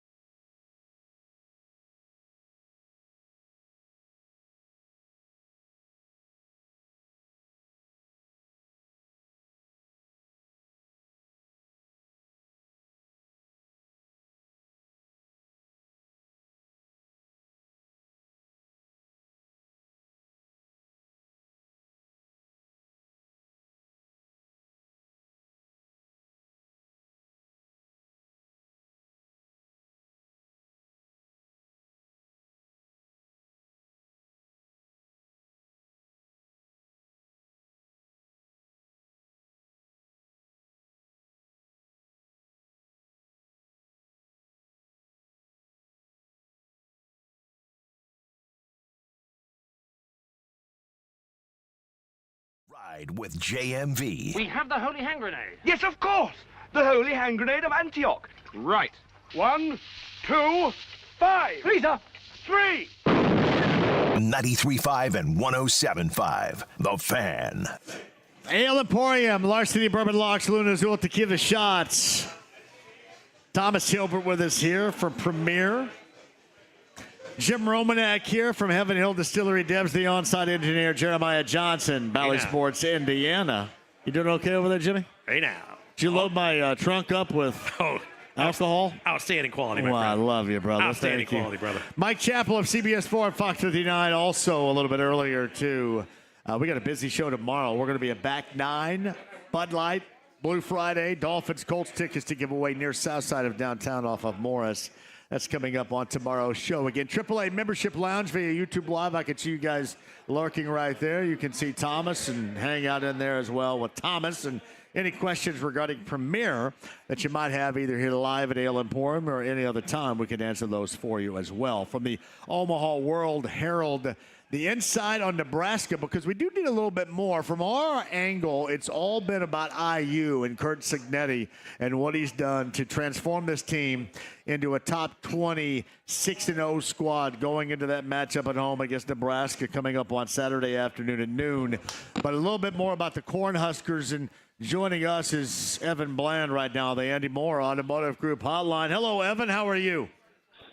Hey, guys. Doing well. Maybe you can answer the debate here locally about which team is the actual Big Red. I don't have an answer for that one.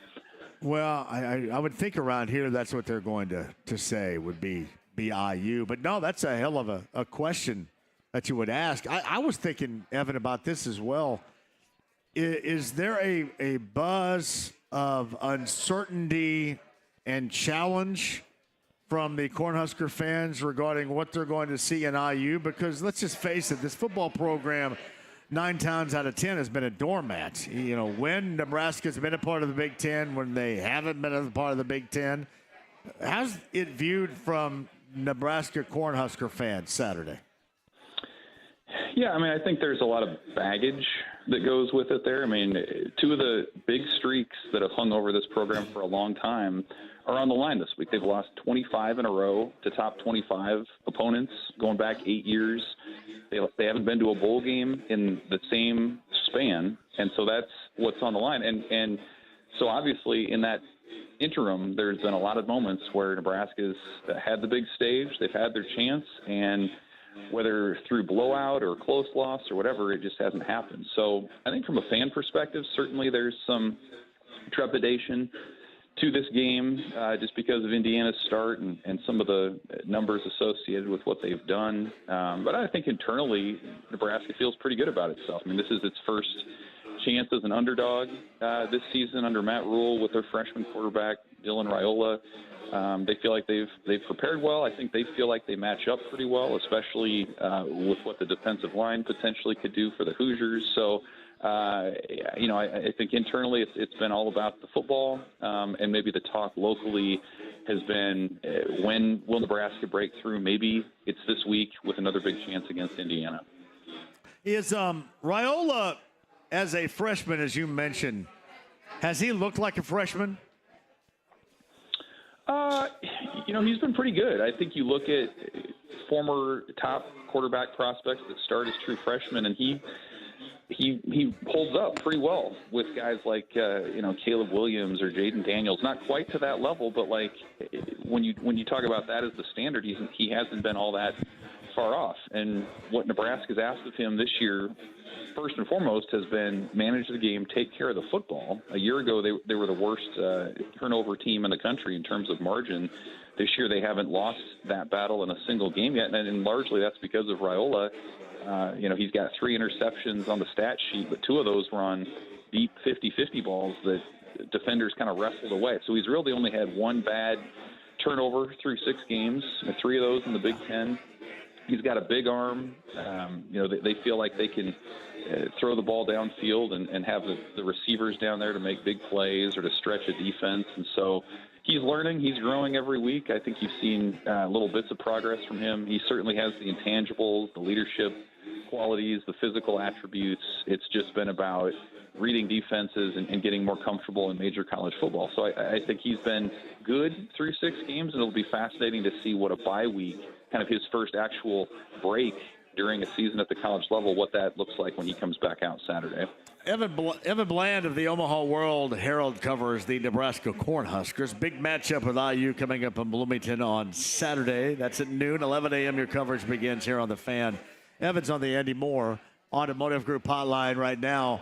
So 27 transfers, 14 at IU are starters. How does that number compare to what Matt Rule and how he's handled player personnel at Nebraska this season? Yeah, it's a different approach. I think that's one of the really interesting things about this matchup is, as you mentioned, Indiana brought in a bunch of guys who maybe didn't know that the Hoosiers hadn't won a lot of football games recently. They brought winners from James Madison or elsewhere in the portal. Nebraska's kind of gone the other route. I mean, Matt Rule kind of joked a week or two ago that, when he left Carolina in the NFL, he couldn't bring a bunch of NFL players with him to Nebraska. So it was a different sort of approach. He was really reticent to run off anyone who was on the team. So there are still a lot of players from the previous regime that are part of this staff. I think the current staff under Rule has developed them better. You've seen a lot of these guys improve their potential draft stock and certainly their production this year. It's not to say they didn't go to the portal. They picked their spots. 2 of their top receivers are from the portal. Isaiah Nayor coming over from Texas and Jamal Banks from Wake Forest. They added a center a year ago in Ben Scott from Arizona State. Their starting running back, Dante Dowdell, came over from Oregon. So you see a handful of guys where they've sort of augmented positions or tried to fill holes. But largely it's an older team, certainly among the starters. And it's a group that's just kind of developed the last couple of years. So, if Kurt Cignetti in Indiana sort of took the microwave approach and quickly got a hot team going, I think it's been sort of more of a slow cook for Matt Rule here in year 2 as they're ramping up and trying to turn the corner with this program. My God, this is going to sound really weird, Evan, but is Matt Rule this first answer since the Tom Osborne era?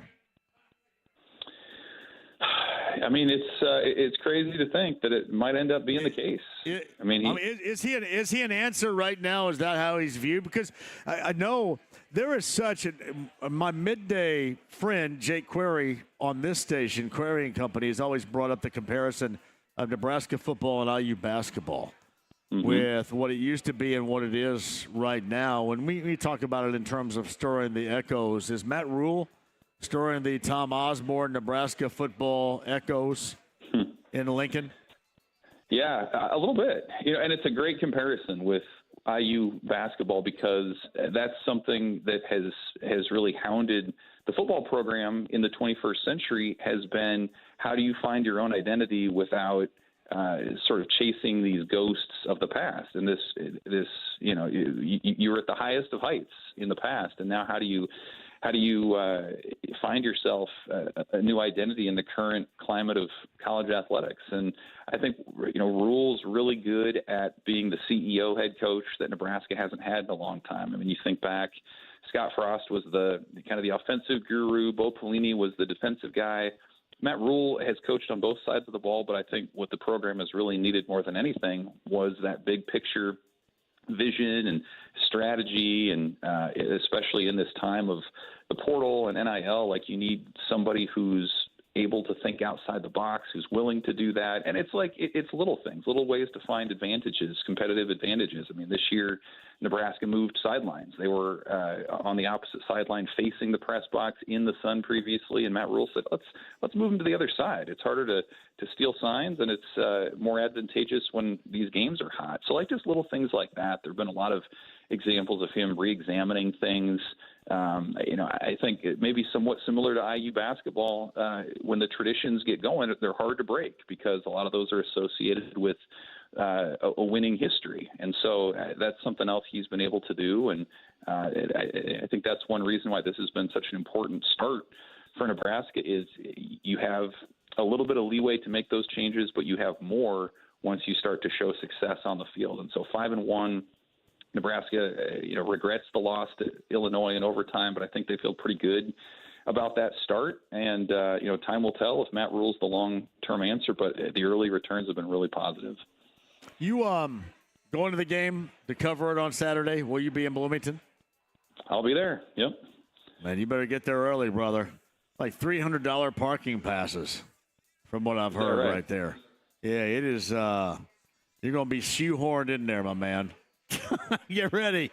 Get ready for that. I love Bloomington. I absolutely love Bloomington. I'm from there, around there, and I love it. But, man, it is going to be overwhelming with that crowd on Saturday. So be prepped. No, I'm looking forward to it. It's like you mentioned, two programs that haven't had a ton of success in the Big Ten and great examples of maybe how there's more parity in college athletics right now. I think it'll be a great game. Really looking forward to it. Hey, Evan, man, I appreciate all the insight on that. You covered Nebraska basketball too? Just a little bit. Mostly baseball and football are kind of what my beats are. They still digging Fred and what he's doing. What's Fred's team going to look like college hoop-wise this year? Yeah, it's going to be a new look team. They went to the portal quite a bit too. They got bigger. I think they feel like they have more versatility. Big Ten fans who remember Keisei Tominaga, they're probably happy that he's gone. So that's probably maybe the wild card area where you wonder if they have some of the 3-point shooting. But I think they feel like, especially after they got bounced in the NCAA tournament by Texas A&M, a big Texas A&M team, they went out and were really conscious about having a bigger front court. So I think you'll see that. What were they picked in the poll? Maybe 12th preseason. So I think they'll probably exceed that, but I would expect them, and I think they would expect to be at least a bubble team when you get around into March. So Evan Bland, the Omaha World Herald, with us on the Andy Moore Automotive Group hotline. Little insight of the matchup on Saturday in Bloomington. Evan, thank you very much. Safe travels here. Enjoy your time in Bloomington, too. Okay, buddy? Appreciate you having me. Thanks. Evan Bland on the Andy Moore Automotive Group hotline. The lovely Sarah is going to join us on the other side. We've got her from the Ale Emporium here in Castleton. Would love to see you. Larceny Bourbon Locks, Luna Azul Tequila Shots Thursday.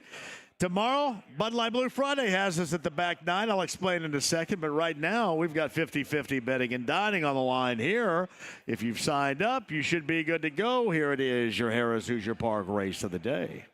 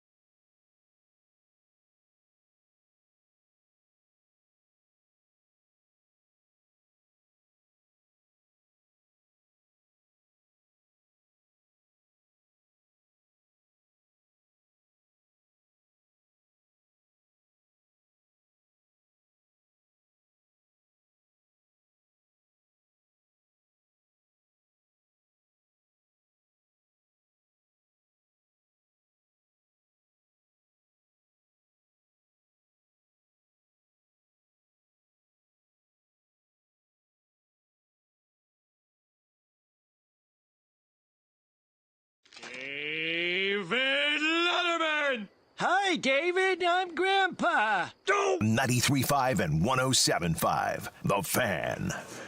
Harris Hoosier Park race of the day. 50-50 betting and dining going to Eric Jarvis.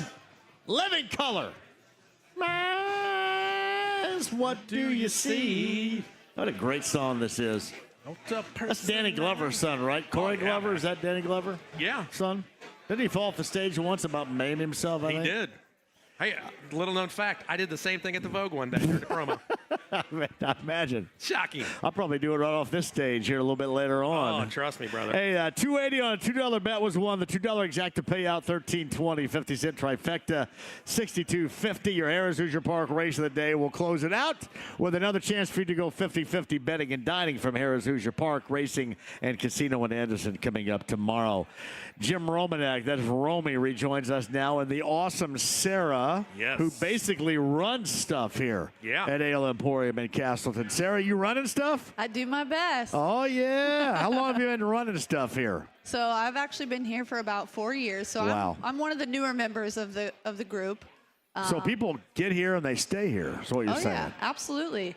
A lot of people have been here. You know, they got 6, 7, 8 years of experience or have been here. So I started back in 2020 when things were, a little rough for the industry. Yeah. And they we hired were getting me stuff on. out there to parking lot. Yeah. I think you you took something away from that, though, right, with the drive-through situation here, too? We got a carry-out going, and it's, it's been so popular. We just decided to keep it around, especially for game days, call in. We just started online ordering. We're doing a soft open, so you can actually see that on Google, which is cool. It's really cool to see. Incredible. Yeah. You're just getting ready to go 2 weeks before you open up the new wing, right? Yes, the new addition. Yeah, they have been working really hard over there, trying to give it a new, a new element, a little bit of a, some pizzazz. Oh, it looks beautiful over there. It's amazing what you guys have done over there. I mean, you guys are always so full anyway, and it's just like, what can we do to make it more? And it's like, bam. And then you walk over there and see that monstrosity. Wow. No doubt. Tell you what, Scott has done a hell of a job. You guys are just an incredible team up here, man. It's never a doubt with what you guys do. You guys, absolutely. The quality of food that you guys do. Mm-hmm. I mean, it's stellar. It's perfect every single time. And you guys are all together, right, with the other locations? Yes. Yeah. Over in Fishers and then down in Greenwood? Mm-hmm. Yep. So I had heard that maybe there was going to be opening one down further south around Bargersville. Is that true? Avon area. Avon's coming. Avon's the next When's Avon going to be here? We're thinking 2026 is when we'll get some more information about that. So we'll definitely be making some posts on social media. If you want to keep a lookout, we're definitely going to do some sneak peeks of the new edition so all our guests can see. It's Sarah right here who runs things at the Ale Emporium in Castleton. Ask for Sarah when you come here. Obviously, the Hermanakis are the most popular on the menu. What's second best?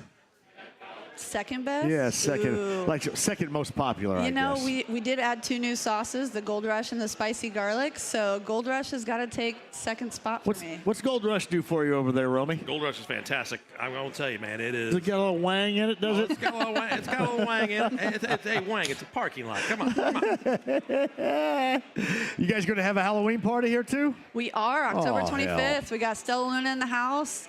They know how to bring a crowd. There'll be prizes for costumes. And I think it might be something to know that I don't think a lot of people know that you guys do music. Yeah, live music. We're up here on a damn stage right now, Romy, aren't we? Absolutely. I know, but I don't think there's a lot of people who know that sometimes that you guys do live music.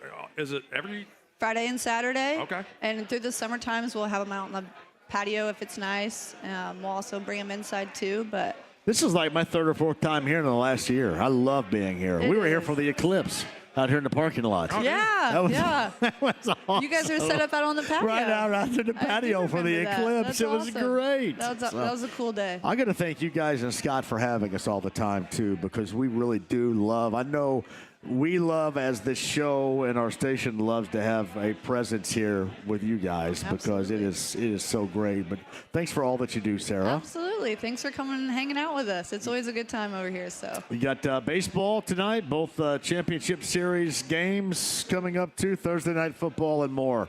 Right, Sarah? And ask for Sarah. How late are you here this evening? So I'll be here till about 9 o'clock. All so, right. Yeah, you can come ask me if you need anything. That's Sarah. I'll be here. I like Sarah's awesome. Sarah's awesome, man. Are you kidding me? Plus fantastic. Plus she's a little easy on the eyes. No. We need that. We're looking at one another here all day long. We're going, good God, can we look at something good for once here? Yeah, we got faces for radio. She's got TV. She's got TV looks. This one. Sarah, thanks for having us. Absolutely. Thank you, Sarah, Ask so for much. Sarah at the Ale Emporium. Romy, let's take a break. We'll come back. We got a little bit of time coming up after 6 as well. We got the Colts Daily Update and then Pacer pregame, their final preseason matchup at home against the Hornets tonight. Let's take a break. We'll come back. Don't go anywhere.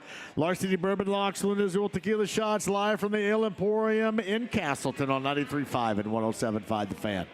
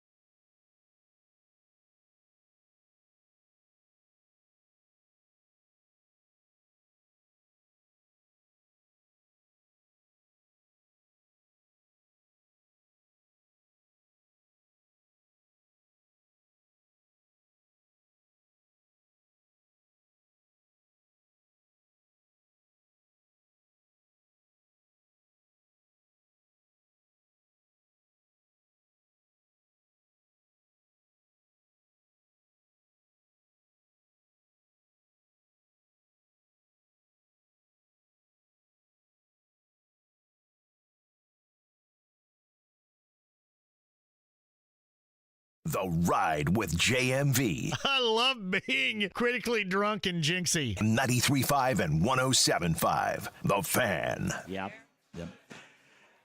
Welcome back to the Ale Emporium. You hear the music right there. We haven't done this, James, in how long? It's been a minute. Anything goes at 239-1070. James, you'll have to tell me who's on hold here because I don't know.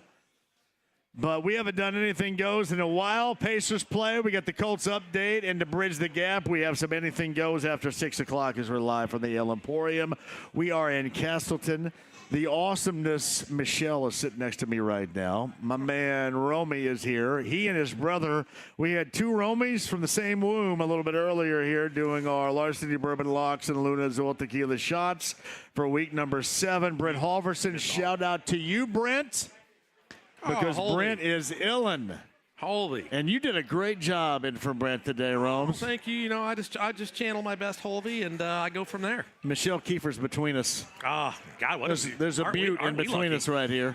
Yeah, there's a butte in between us, though. What has been a fantastic show. We were just talking to Sarah. Every time we come here, man, it is always awesome. Romy, you know what I mean? Dude, it's busy. That's the best thing about it. It's a busy bar. Everybody's happy when they're here. The food is fantastic. The service is even better. You know, ale is just one of those absolute Indianapolis staples that you just can't get past. It's top notch. Yep. Scott's done a wonderful job. Kyle Manzardo just went home run, 2-run shot. Cleveland was down 1-0, I believe. They're up now 2-1. They were with that 2-run shot right there. And obviously the Guardians need a win. They're down 2-0 in that best of 7 ALCS, which is ongoing from Cleveland right now. So, yeah, that was certainly a big deal. We've got the Pacers coming up at the bottom of the hour as well. Blue and gold and the Hornets in that final preseason matchup for the Pacers coming up here at the bottom of the hour. So, yeah, Rome's, we got that. Now, you think Brent's going to be good to go next week? And we also have to talk about our Halloween party. Yes. We're going to have a Halloween party at the Depot in Greenfield 2 weeks from today. Yes, right sir. On? We're going to Halloween this up. Holvey, I'm going to say, will be back next Thursday. Yeah. Hell or high water. That kid can't be kept down for 2 weeks. He's tough, isn't he? He's a tough SOB, but we'll get him. Dude, by the way, that guy's got what a great porn stash that guy's got. You know, all those dudes have. They all grow those mustaches and stuff. Oh, my God. Flavor savers. That thing is That's what they call them? Magnificent. Yeah, dude, we're gonna get Holvey back, man. We'll get him back. By the way, that's my neck of the woods next week, Joe's Westfield. So I'm just gonna walk. Yeah, from my you house. walk right through the woods right there. It's not even the woods, man. I call it my veranda. Well, what's funny about it is so many people that are in sports live in that area. Yes, they do. Like Chad Buchanan, the general manager of the Pacers, does not live too far away and wants to go there. Now, he's going to be on the road with the Pacers next week, but whenever we go back, he wants to pay a visit. Matt Gay, the Colts place kicker, lives near and goes in there often as well. So that's a hangout for a lot of athletes and those that are in sports here locally. Absolutely, man. I've seen Mr. Gay in there before, actually. Yeah. He's he told me at Colts camp that he's a big-time fan of the food there because the menu will change ever so slightly. Oh, it does. Yeah. Absolutely, the menu does. It changes, I'd say, every 4 months it changes up there, so 3 or 4 times a year. Mr. Nally will make his kitchen, redo his entire thing, and keep going. I believe Nally's in Mexico right now. Is that true? Good Lord Almighty, yes. There's no way. Is he going to get deported or what? I'm surprised it hasn't happened prior to this. All the managers are down there. Oh, are they? Yeah, all managers except for like one. That's good. So, so Nally's down there. Miller's down there. Well, yep. That's ugly. That is, have Dub's down there. Do you know Dub from Free Spirit? Oh, yeah. Yeah, Dub's the worst when he's down there. It's absolutely just that's what you want right there, insane man. With that is kid. the absolute worst. But no, seriously, you and your bro, outstanding work with Week 7. We try, man. Larceny Bourbon Locks, Luna Azul Tequila Shots. So we go Joe's Grill next week, and then the Depot, and for the Halloween party. That is on Halloween, and we're going to have a Halloween party. So if you're thinking about coming out with us, make sure you get in costume. We got to offer something up as the best costume. I tell you what, they may be doing that out there already though at the Depot. I'll get with Mike Vachon at the Depot. Yeah, I'll come up with something for the best costume. Yep. For that day. We'll rock that out. We'll make this happen. Are you going to go in costume? No, you don't go in costume. I don't go in costume. I think I'm going to go in costume. Are you? I'll figure out something. Yeah, dude. You got like I got the Teen Wolf like the Teen Wolf uniform of Scott Howard. Michael J. I'm not going to be like the hairy Teen Wolf guy, but the Teen Wolf. The Scott Howard, Michael J. Fox. I got the uniform there. I got grape smugglers that'll smuggle my grapes in there. Love it. Everybody will love that. Love it. I love it. Have the grapes lost 41 pounds too? The grapes are hanging in there. Okay, good for the grapes. All right. The grapes are ready to be smuggled. But no, I thought about that because that is actually, there's Paul, on Halloween night itself. So that's what we're looking for. That's 2 weeks. I'm sorry, 2 weeks from today. Absolutely. We're going to have fun. Depot. We're going to have some fun, man. I'm telling you. Any new places coming up, too, by the way? We got Tavern Tour stops on the way and other stuff, too. Oh, we've got Free Spirits, our next Tavern Tour stop. That one's going to be a double larceny lock and a Tavern Tour stop. I believe we're going to end the year at the Tavern Tour stop at the Working Man's Friend. Yep. Now, is there are we going to Trafalgar for one of those? No, we're not. We're not? No. We're moving that to 25. 25. So we will announce the 2025 Tavern Tour stops coming up not too long down the road. We got some additions coming. We're going to whiskey business. We're going back there. Yep. We're going to a couple new spots. I'll let you know. I will tell you this. I love when we go out to those places kind of out that we don't normally hit because they absolutely love that too, don't they? Dude, wait until love it. I'm telling you, the Depot. You're going to be shocked at the and Depot. I've never been there before. I know. I'm telling you, the place is absolutely magnificent. Been in there since 1897 or something like that, and they kept all that original facade on that outside. Yeah. And they placed the bar right next to it inside. It's fantastic. So it's a former train depot itself. Yeah. Okay. Oh yeah. Awesome. You can see the tracks running through. I believe it's a.